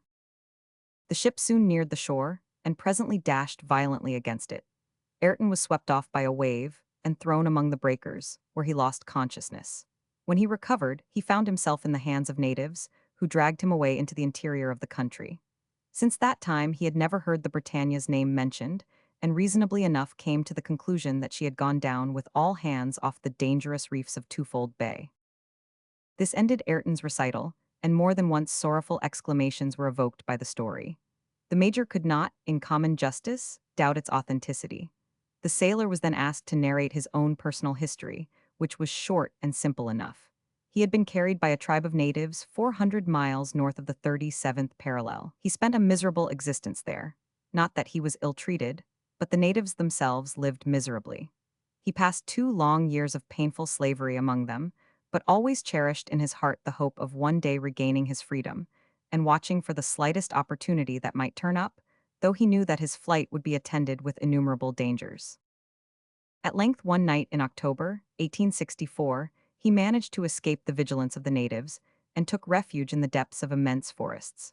For a whole month he subsisted on roots, edible ferns, and mimosa gums, wandering through vast solitudes, guiding himself by the sun during the day and by the stars at night. He went on, though often almost despairingly, through bogs and rivers and across mountains, till he had traversed the whole of the uninhabited part of the continent, where only a few bold travelers have ventured. And at last, in an exhausted and all but dying condition, he reached the hospitable dwelling of Paddy O'Moore, where he said he had found a happy home in exchange for his labor. "And if Ayrton speaks well of me," said the Irish settler when the narrative ended, "I have nothing but good to say of him. He is an honest, intelligent fellow and a good worker, and as long as he pleases, Paddy O'Moore's house shall be his." Ayrton thanked him by a gesture, and waited silently for any fresh question that might be put to him, though he thought to himself that he surely must have satisfied all legitimate curiosity. What could remain to be said that he had not said 100 times already? Glenarvan was just about to open a discussion about their future plan of action, profiting by this rencontre with Ayrton, and by the information he had given them, when Major McNabbs, addressing the sailor, said, "You were quartermaster, you say, on the Britannia?" "Yes," replied Ayrton, without the least hesitation. But as if conscious that a certain feeling of mistrust, however slight, had prompted the inquiry, he added, "I have my shipping papers with me. I saved them from the wreck." He left the room immediately to fetch his official document, and though hardly absent a minute, Paddy O'Moore managed to say, "My lord, you may trust Ayrton. I vouch for his being an honest man. He has been 2 months now in my service, and I have never had once to find fault with him. I knew all this story of his shipwreck and his captivity. He is a true man, worthy of your entire confidence." Glenarvan was on the point of replying that he had never doubted his good faith, when the man came in and brought his engagement written out in due form. It was a paper signed by the shipowners and Captain Grant. Mary recognized her father's writing at once. It was to certify that Tom Ayrton, able-bodied seaman, was engaged as quartermaster on board the three-mast vessel, the Britannia, Glasgow. There could not possibly be the least doubt now of Ayrton's identity, for it would have been difficult to account for his possession of the document if he were not the man named in it. "Now then," said Glenarvan, "I wish to ask everyone's opinion as to what is best to be done. Your advice, Ayrton, will be particularly valuable, and I shall be much obliged if you would let us have it." After a few minutes' thought, Ayrton replied, "I thank you, my lord, for the confidence you show towards me, and I hope to prove worthy of it. I have some knowledge of the country and the habits of the natives, and if I can be of any service to you—" "Most certainly you can," interrupted Glenarvan. "I think with you," resumed Ayrton, "that the captain and his 2 sailors have escaped alive from the wreck, but since they have not found their way to the English settlement, nor been seen anywhere, I have no doubt that their fate has been similar to my own, and that they are prisoners in the hands of some of the native tribes." "That's exactly what I have always argued," said Paganel. "The shipwrecked men were taken prisoners, as they feared, but must we conclude without question that, like yourself, they have been dragged away north of the 37th parallel?" "I should suppose so, sir, for hostile tribes would hardly remain anywhere near the districts under the British rule." "That will complicate our search," said Glenarvan, somewhat disconcerted. "How can we possibly find traces of the captives in the heart of so vast a continent?" No one replied, though Lady Helena's questioning glances at her companions seemed to press for an answer. Paganel even was silent. His ingenuity for once was at fault. John Mangles paced the cabin with great strides, as if he fancied himself on the deck of his ship, evidently quite nonplussed. "And you, Mr. Ayrton," said Lady Helena at last, "what would you do?" Madam, replied Ayrton, readily enough, I should re-embark in the Duncan and go right to the scene of the catastrophe. There I should be guided by circumstances and by any chance indications we might discover. Very good, returned Glenarvan, but we must wait till the Duncan is repaired. Ah, she has been injured then, said Ayrton. Yes, replied Mangles. To any serious extent? No, but such injuries as require more skillful workmanship than we have on board. One of the branches of the screw is twisted, and we cannot get it repaired nearer than Melbourne. Well, let the ship go to Melbourne then, said Paganel, and we will go without her to Twofold Bay. And how? Asked Mangles. By crossing Australia as we crossed America, keeping along the 37th parallel.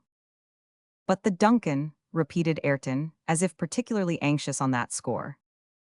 The Duncan can rejoin us, or we can rejoin her, as the case may be. Should we discover Captain Grant in the course of our journey, we can all return together to Melbourne. If we have to go on to the coast, on the contrary, then the Duncan can come to us there. Who has any objection to make? Have you, Major? No, not if there is a practicable route across Australia. So practicable that I propose Lady Helena and Miss Grant should accompany us. Are you speaking seriously? Asked Glenarvan. Perfectly so, my lord. It is a journey of 350 miles, not more.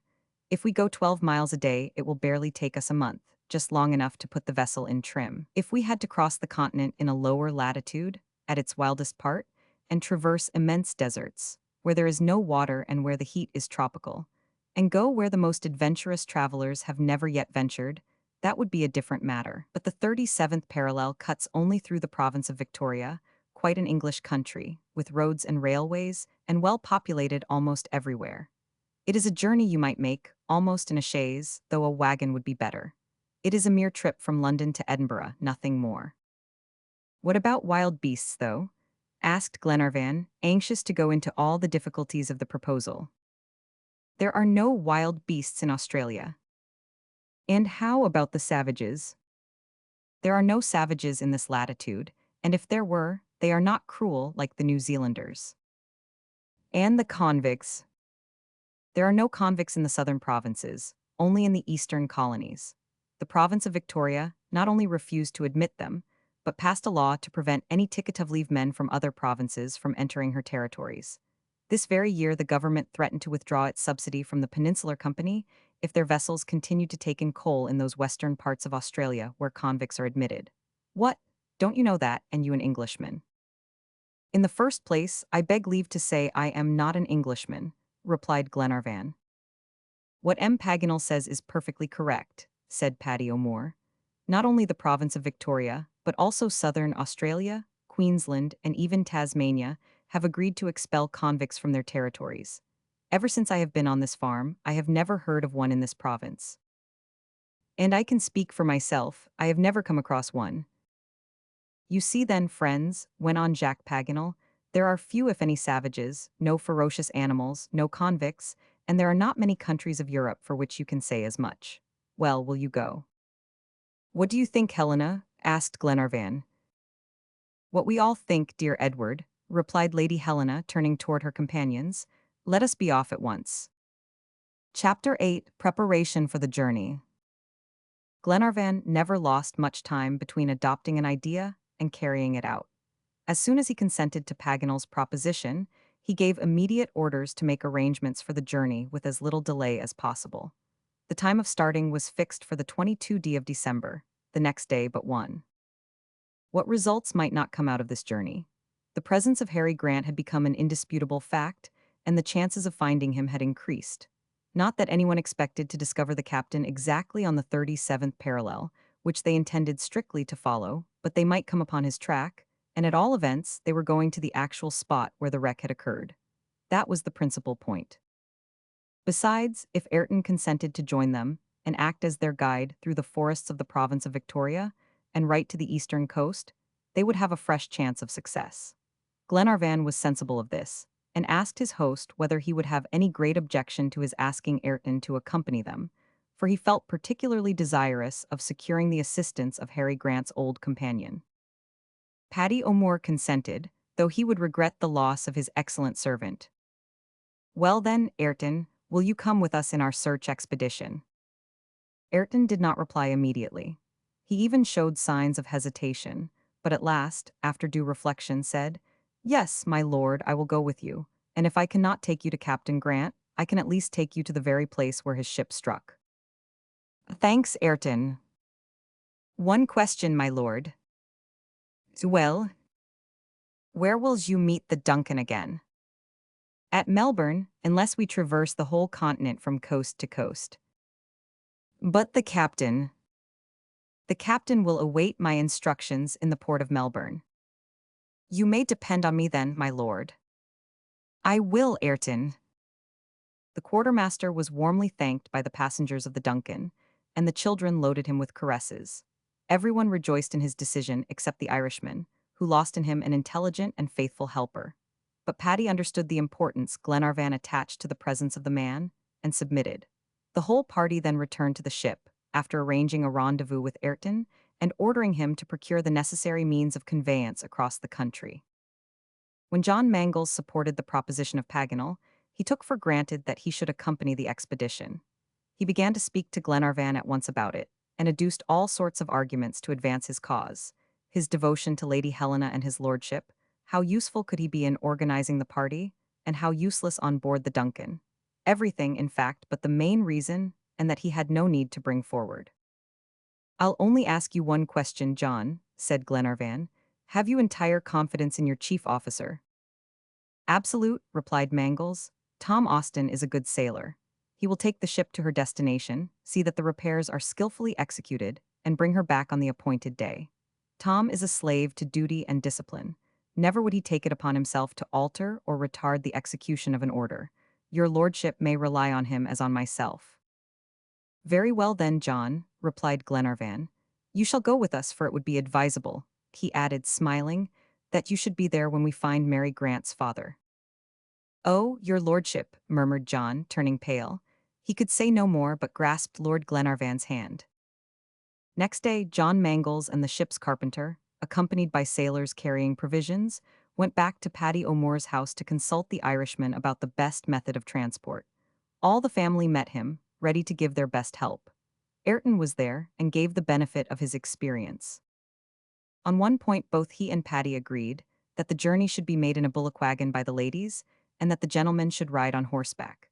Paddy could furnish both bullocks and vehicle. The vehicle was a cart 20 feet long, covered over by a tilt, and resting on 4 large wheels without spokes or felloes or iron tires, in a word, plain wooden discs. The front and hinder part were connected by means of a rude mechanical contrivance, which did not allow of the vehicle turning quickly. There was a pole in front 35 feet long, to which the bullocks were to be yoked in couples. These animals were able to draw both with head and neck, as their yoke was fastened on the nape of the neck, and to this a collar was attached by an iron peg. It required great skill to drive such a long, narrow, shaky concern, and to guide such a team by a goad. But Ayrton had served his apprenticeship to it on the Irishman's farm, and Paddy could answer for his competency. The role of conductor was therefore assigned to him. There were no springs to the wagon, and, consequently, it was not likely to be very comfortable. But, such as it was, they had to take it. But if the rough construction could not be altered, John Mangles resolved that the interior should be made as easy as possible. His first care was to divide it into 2 compartments by a wooden partition. The back one was intended for the provisions and luggage, and M. Albinet's portable kitchen. The front was set apart especially for the ladies, and, under the carpenter's hands, was to be speedily converted into a comfortable room, covered with a thick carpet, and fitted up with a toilet table and 2 couches. Thick leather curtains shut in this apartment, and protected the occupants from the chilliness of the nights. In case of necessity, the gentlemen might shelter themselves here, when the violent rains came on, but a tent was to be their usual resting place when the caravan camped for the night. John Mangles exercised all his ingenuity in furnishing the small space with everything that the 2 ladies could possibly require, and he succeeded so well that neither Lady Helena nor Mary had much reason to regret leaving their cozy cabins on board the Duncan. For the rest of the party, the preparations were soon made, for they needed much less. Strong horses were provided for Lord Glenarvan, Paganel, Robert Grant, McNabbs, and John Mangles, also for the 2 sailors, Wilson and Mulready, who were to accompany their captain. Ayrton's place was, of course, to be in front of the wagon, and Albinett, who did not much care for equitation, was to make room for himself among the baggage. Horses and bullocks were grazing in the Irishman's meadows, ready to fetch at a moment's notice. After all arrangements were made, and the carpenter set to work, John Mangles escorted the Irishman and his family back to the vessel, for Paddy wished to return the visit of Lord Glenarvan. Ayrton thought proper to go too, and about 4 o'clock the party came over the side of the Duncan. They were received with open arms. Glenarvan would not be outstripped in politeness, and invited his visitors to stop and dine. His hospitality was willingly accepted.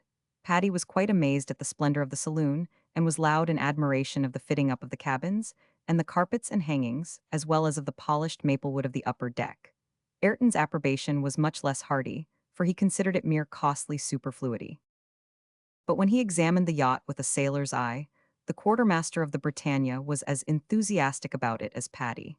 He went down into the hold, inspected the screw department and the engine room, examining the engine thoroughly, and inquired about its power and consumption. He explored the coal bunkers, the storeroom, the powder store, and armory, in which last he seemed to be particularly attracted by a cannon mounted on the forecastle.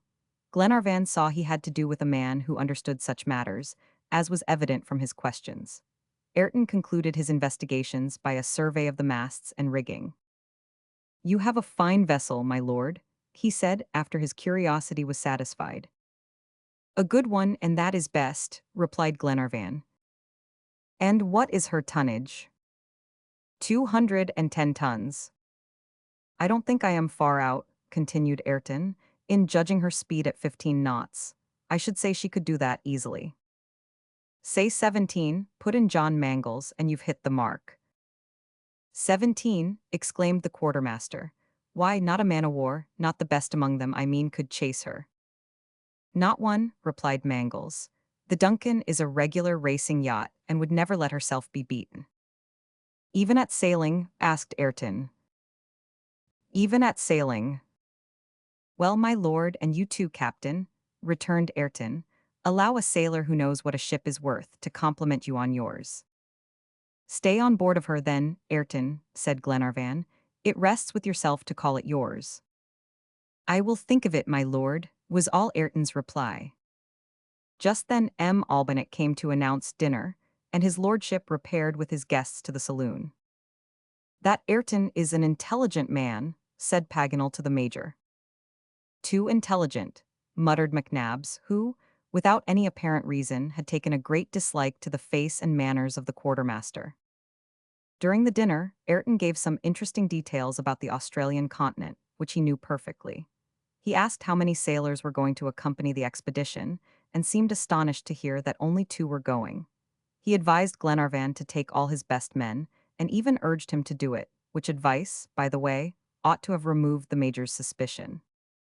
"But," said Glenarvan, "our journey is not dangerous, is it?"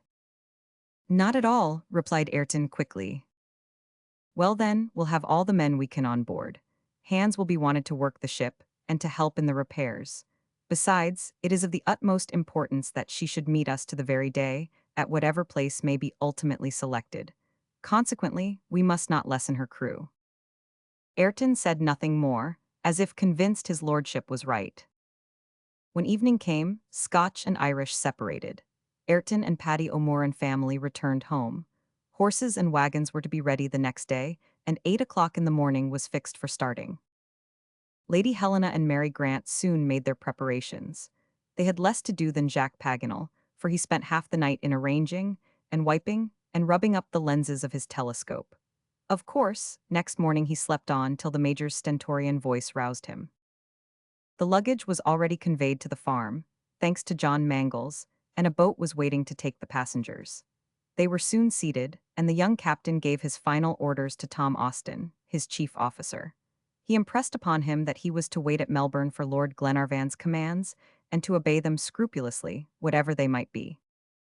The old sailor told John he might rely on him, and, in the name of the men, begged to offer his lordship their best wishes for the success of this new expedition.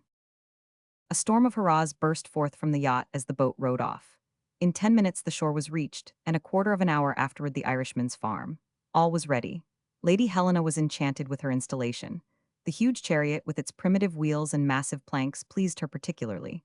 The 6 bullocks, yoked in pairs, had a patriarchal air about them which took her fancy. Ayrton, goad in hand, stood waiting the orders of this new master. "My word," said Paganel, "this is a famous vehicle. It beats all the mail coaches in the world. I don't know a better fashion of traveling than in a mountebank's caravan, a movable house which goes or stops wherever you please. What can one wish better?" The Samaratians understood that and never traveled in any other way. "Monsieur Paganel," said Lady Helena, "I hope I shall have the pleasure of seeing you in my salons." "Assuredly, madam, I should count it an honor. Have you fixed the day?" "I shall be at home every day to my friends," replied Lady Helena, "and you are." "The most devoted among them all," interrupted Paganel gaily. These mutual compliments were interrupted by the arrival of the 7 horses, saddled and ready. They were brought by Paddy's sons, and Lord Glenarvan paid the sum stipulated for his various purchases, adding his cordial thanks, which the worthy Irishman valued at least as much as his golden guineas. The signal was given to start, and Lady Helena and Mary took their places in the reserved compartment. Ayrton seated himself in front, and Albinette scrambled in among the luggage. The rest of the party, well armed with carbines and revolvers, mounted their horses. Ayrton gave a peculiar cry, and his team set off. The wagon shook and the planks creaked, and the axles grated in the naves of the wheels, and before long the hospitable farm of the Irishman was out of sight. Chapter 9: A Country of Paradoxes. It was the 23rd of December, 1864, a dull, damp, dreary month in the northern hemisphere, but on the Australian continent it might be called June.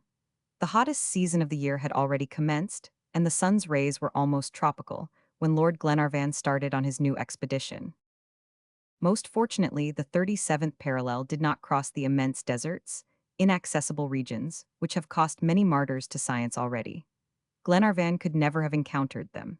He had only to do with the southern part of Australia, viz., with a narrow portion of the province of Adelaide, with the whole of Victoria, and with the top of the reversed triangle which forms New South Wales. It is scarcely 62 miles from Cape Bernouilli to the frontiers of Victoria.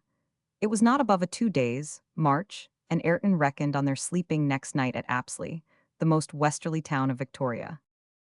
The commencement of a journey is always marked by ardor, both in the horses and the horsemen. This is well enough in the horsemen, but if the horses are to go far, their speed must be moderated and their strength husbanded. It was, therefore, fixed that the average journey every day should not be more than from 25 to 30 miles. Besides, the pace of the horses must be regulated by the slower pace of the bullocks, truly mechanical engines which lose in time what they gain in power. The wagon, with its passengers and provisions, was the very center of the caravan, the moving fortress. The horsemen might act as scouts but must never be far away from it. As no special marching order had been agreed upon, everybody was at liberty to follow his inclinations within certain limits. The hunters could scour the plain, amiable folks could talk to the fair occupants of the wagon, and philosophers could philosophize. Paganel, who was all three combined, had to be and was everywhere at once. The march across Adelaide presented nothing of any particular interest. A succession of low hills rich in dust, a long stretch of what they call in Australia bush, several prairies covered with a small prickly bush, considered a great dainty by the ovine tribe, embraced many miles. Here and there they noticed a species of sheep peculiar to New Holland, sheep with pigs' heads, feeding between the posts of the telegraph line recently made between Adelaide and the coast. Up to this time there had been a singular resemblance in the country to the monotonous plains of the Argentine pampas. There was the same grassy flat soil, the same sharply defined horizon against the sky. McNabbs declared they had never changed countries, but Paganel told him to wait, and he would soon see a difference. And on the faith of this assurance, marvelous things were expected by the whole party. In this fashion, after a march of 60 miles in 2 days, the caravan reached the parish of Apsley, the first town in the province of Victoria in the Wimmera district. The wagon was put up at the Crown Inn. Supper was soon smoking on the table. It consisted solely of mutton served up in various ways. They all ate heartily, but talked more than they ate, eagerly asking Paganel questions about the wonders of the country they were just beginning to traverse. The amiable geographer needed no pressing, and told them first that this part of it was called Australia Felix. Wrongly named, he continued. It had better have been called rich, for it is true of countries, as individuals, that riches do not make happiness. Thanks to her gold mines, Australia has been abandoned to wild, devastating adventurers. You will come across them when we reach the gold fields. Is not the colony of Victoria of but a recent origin? Asked Lady Glenarvan. Yes, madam, it only numbers 30 years of existence. It was on the 6th of June, 1835, on a Tuesday. At 7:15 in the evening, put in the major, who delighted in teasing the Frenchman about his precise dates. No, at 7:10, replied the geographer gravely, that Batman and Falkner first began a settlement at Port Phillip, the bay on which the large city of Melbourne now stands. For 15 years the colony was part of New South Wales and recognized Sydney as the capital, but in 1851 she was declared independent and took the name of Victoria. And has greatly increased in prosperity since then, I believe, said Glenarvan. Judge for yourself, my noble friend, replied Paganel. Here are the numbers given by the last statistics, and let McNabb say as he likes, I know nothing more eloquent than statistics. Go on, said the major. Well then, in 1836, the colony of Port Phillip had inhabitants. Today the province of Victoria numbers 550,000. 7 millions of vines produce annually 121,000 gallons of wine. There are 103,000 horses spreading over the plains, and 272 horned cattle graze in her wide-stretching pastures. Is there not also a certain number of pigs? Inquired McNabbs. Yes, Major, 79,625. And how many sheep? 7,115,943, McNabbs. Including the one we are eating at this moment. No, without counting that, since it is 3 parts devoured. Bravo, Monsieur Paganel, exclaimed Lady Helena, laughing heartily.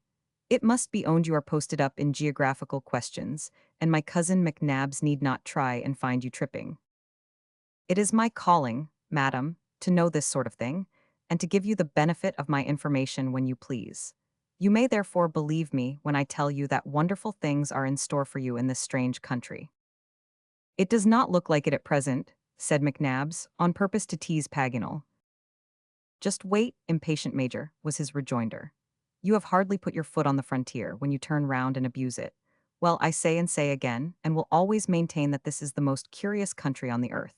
Its formation and nature and products and climate, and even its future disappearance have amazed, and are now amazing, and will amaze, all the savants in the world. Think, my friends, of a continent, the margin of which, instead of the center, rose out of the waves originally like a gigantic ring, which encloses, perhaps in its center, a sea partly evaporated, the waves of which are drying up daily, where humidity does not exist either in the air or in the soil, where the trees lose their bark every year instead of their leaves, where the leaves present their sides to the sun and not their face and consequently give no shade, where the wood is often incombustible, where good-sized stones are dissolved by the rain, where the forests are low and the grass is gigantic, where the animals are strange, where quadrupeds have beaks like the echidna or ornithorhynchus, and naturalists have been obliged to create a special order for them, called monotremes, where the kangaroos leap on unequal legs and sheep have pigs' heads, where foxes fly about from tree to tree, where the swans are black, where rats make nests, where the bowerbird opens her reception rooms to receive visits from her feathered friends,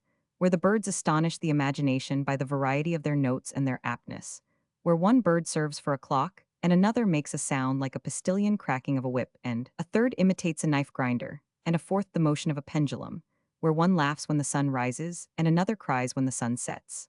Oh, strange, illogical country, land of paradoxes and anomalies, if ever there was one on earth. The learned botanist Grimard was right when he said, there is that Australia, a sort of parody, or rather a defiance of universal laws in the face of the rest of the world. Paganel's tirade was poured forth in the most impetuous manner, and seemed as if it were never coming to an end. The eloquent secretary of the Geographical Society was no longer master of himself. He went on, gesticulating furiously, and brandishing his fork to the imminent danger of his neighbors. But at last his voice was drowned in a thunder of applause, and he managed to stop. Certainly after such an enumeration of Australian peculiarities, he might have been left in peace, but the Major said in the coolest tone possible, "And is that all, Paganel?" "No, indeed not," rejoined the Frenchman with renewed vehemence. What? Exclaimed Lady Helena. There are more wonders still in Australia. Yes, madam, its climate, it is even stranger than its productions. Is it possible? They all said. I am not speaking of the hygienic qualities of the climate, continued Paganel, rich as it is in oxygen and poor in azote. There are no damp winds because the trade winds blow regularly on the coasts, and most diseases are unknown, from typhus to measles and chronic affections. Still, that is no small advantage, said Glenarvan. No doubt, but I am not referring to that, but to one quality it has which is incomparable. And what is that?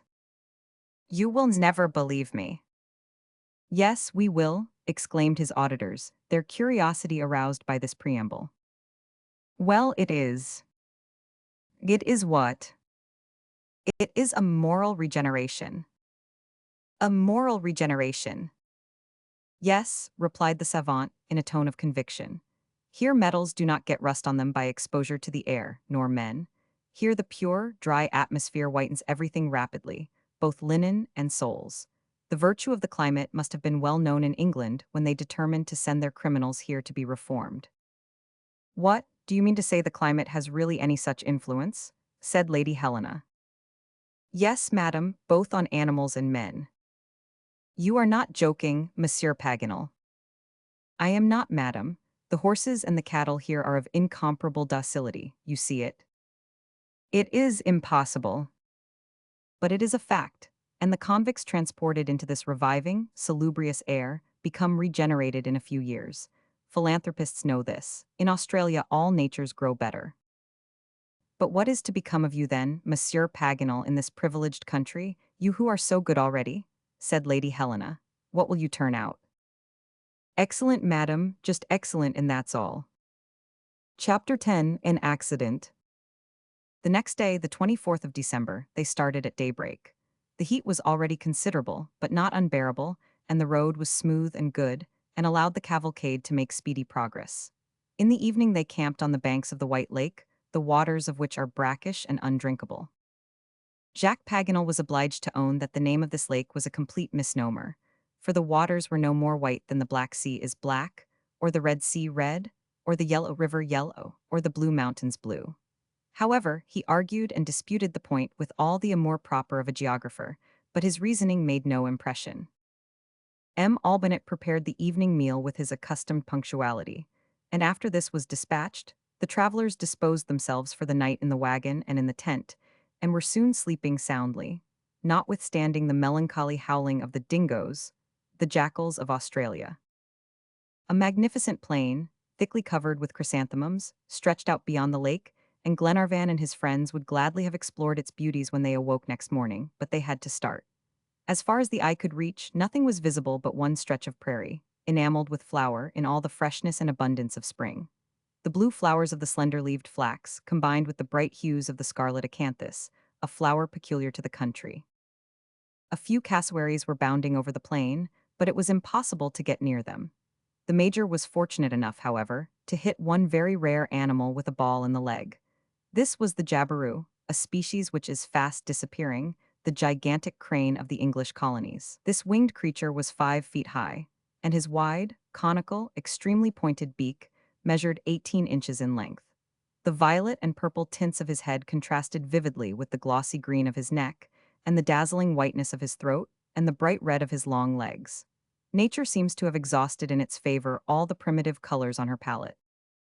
Great admiration was bestowed on this bird, and the Major's spoil would have borne the honors of the day, had not Robert come across an animal a few miles further on, and bravely killed it. It was a shapeless creature, half porcupine, half anteater, a sort of unfinished animal belonging to the first stage of creation. A long, glutinous, extensible tongue hung out of his jaws in search of the ants, which formed its principal food. It is an echidna, said Paganel. Have you ever seen such a creature? It is horrible, replied Glenarvan. Horrible enough, but curious, and, what's more, peculiar to Australia. One might search for it in vain in any other part of the world. Naturally enough, the geographer wished to preserve this interesting specimen of monotremata, and wanted to stow it away in the luggage. But Albinet resented the idea so indignantly that the savant was obliged to abandon his project. About 4 o'clock in the afternoon, John Mangles descried an enormous column of smoke about 3 miles off, gradually overspreading the whole horizon. What could be the cause of this phenomenon? Paganel was inclined to think it was some description of meteor, and his lively imagination was already in search of an explanation, when Ayrton cut short all his conjectures summarily, by announcing that the cloud of dust was caused by a drove of cattle on the road. The quartermaster proved right, for as the cloud came nearer, quite a chorus of bleatings and neighings, and bellowings escaped from it, mingled with the loud tones of a human voice, in the shape of cries and whistles and vociferations. Presently a man came out of the cloud. This was the leader-in-chief of the four-footed army. Glenarvan advanced toward him, and friendly relations were speedily established between them. The leader, or to give him his proper designation, the stock-keeper, was part owner of the drove. His name was Sam Mashell, and he was on his way from the eastern provinces to Portland Bay. The drove number 75 head in all, or 0 bullocks, 11,000 sheep and horses. All these had been bought in the Blue Mountains in a poor, lean condition, and were going to be fatted up on the rich pasture lands of southern Australia and sold again at a great profit. Sam Mashell expected to get £2 on each bullock and on every sheep, which would bring him in pounds 37.50. This was doing good business. But what patience and energy were required to conduct such a restive, stubborn lot to their destination, and what fatigues must have to be endured. Truly the gain was hardly earned. Sam Mashell told his history in a few words, while the drove continued their march among the groves of mimosas. Lady Helena and Mary and the rest of the party seated themselves under the shade of a wide-spreading gum tree and listened to his recital. It was 7 months since Sam Mashell had started. He had gone at the rate of 10 miles a day, and his interminable journey would last 3 months longer. His assistants in the laborious task comprised 20 dogs and 30 men, 5 of whom were blacks, and very serviceable in tracking up any strayed beasts. 6 wagons made the rear guard.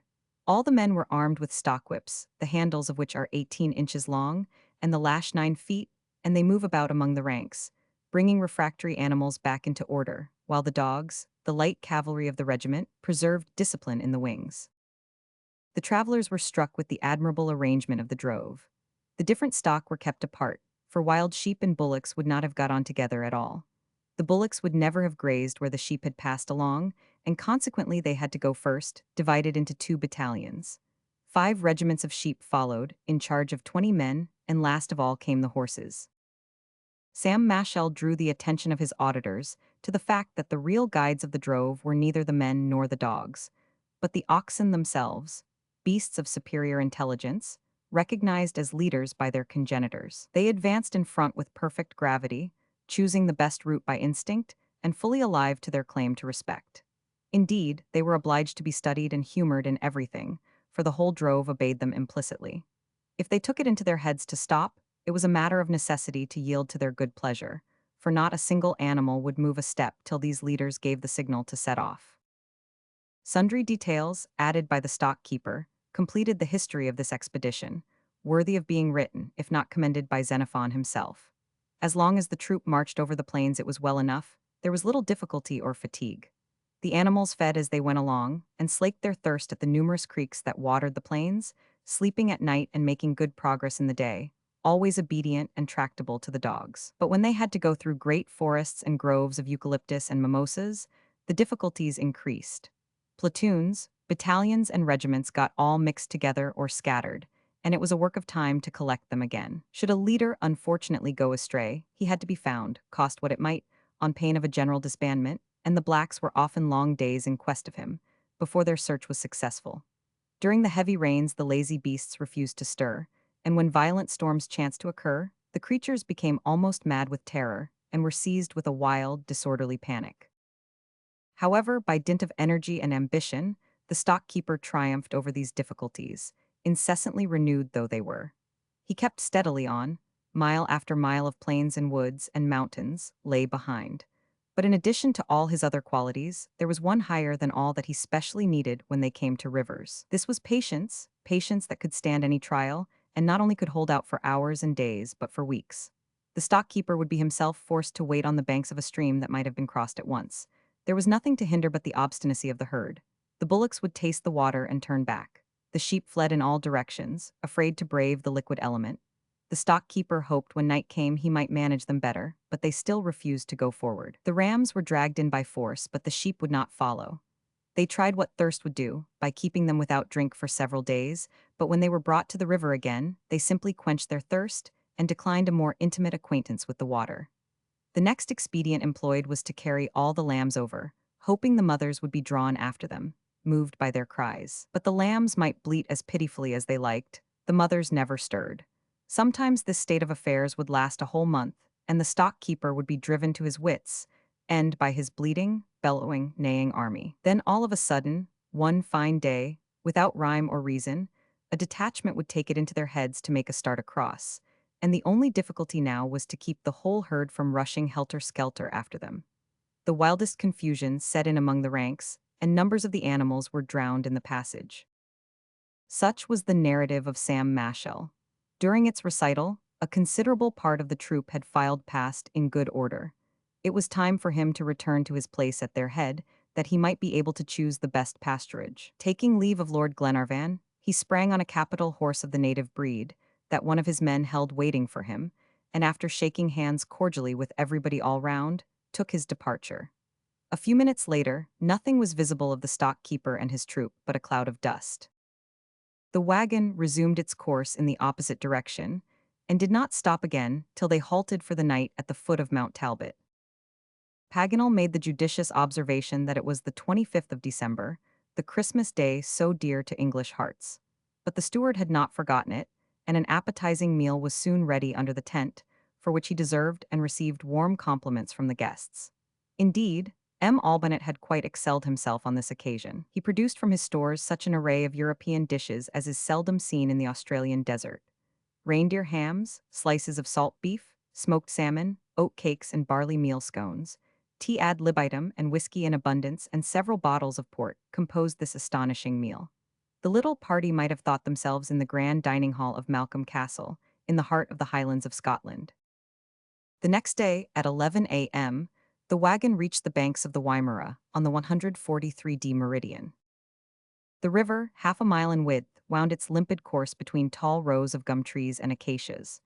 Magnificent specimens of the Myotaceae, among others, the Metrosidrose speciosa, 15 feet high, with long drooping branches, adorned with red flowers. Thousands of birds, the lories and greenfinches and gold-winged pigeons, not to speak of the noisy paroquets, flew about in the green branches.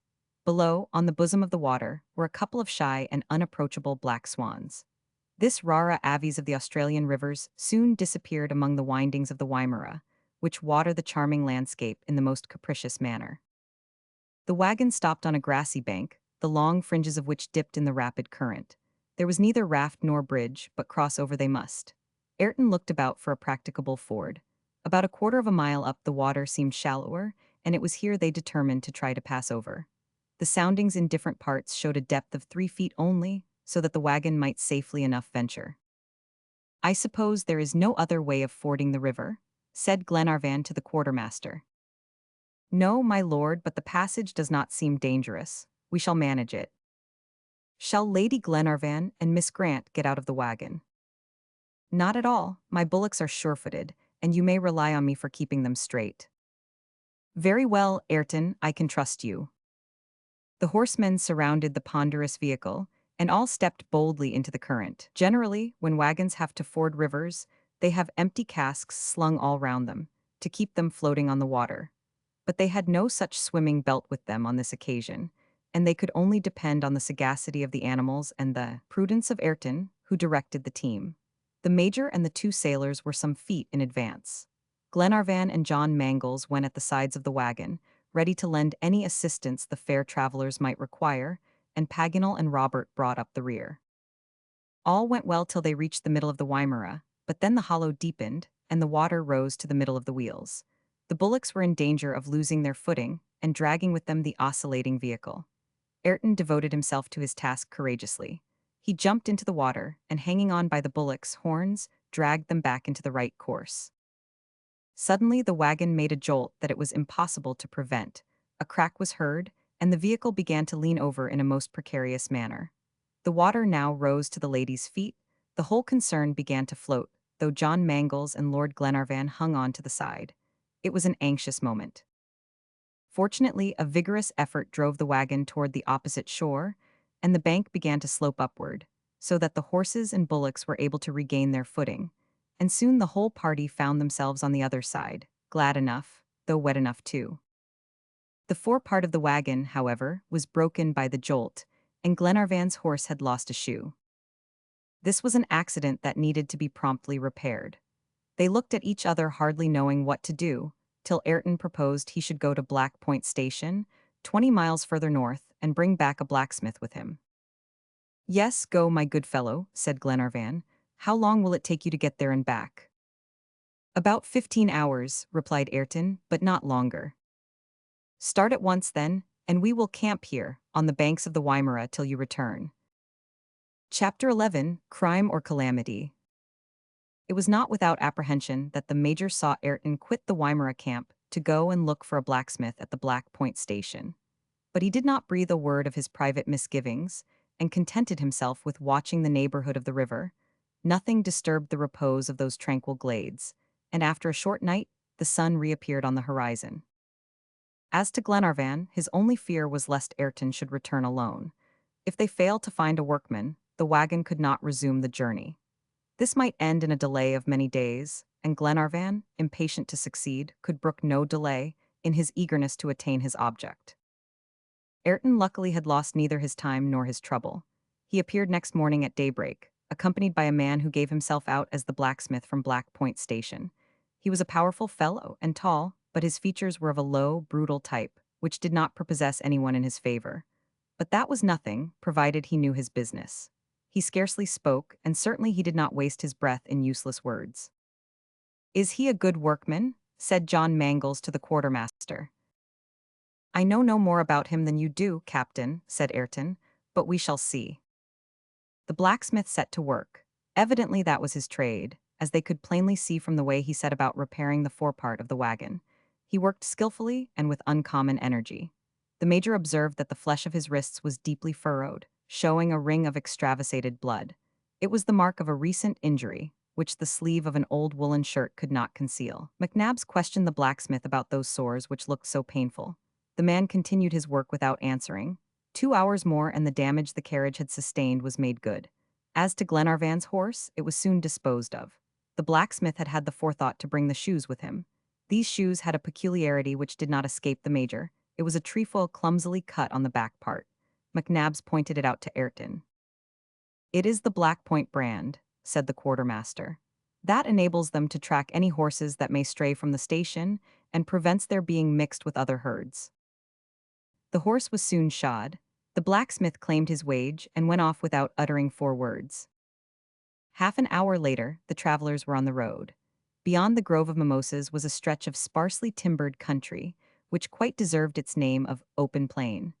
Some fragments of quartz and ferruginous rock lay among the scrub and the tall grass, where numerous flocks were feeding. Some miles farther, the wheels of the wagon plowed deep into the alluvial soil, where irregular creeks murmured in their beds, half hidden among giant reeds. By and by they skirted vast salt lakes, rapidly evaporating. The journey was accomplished without trouble, and, indeed, without fatigue.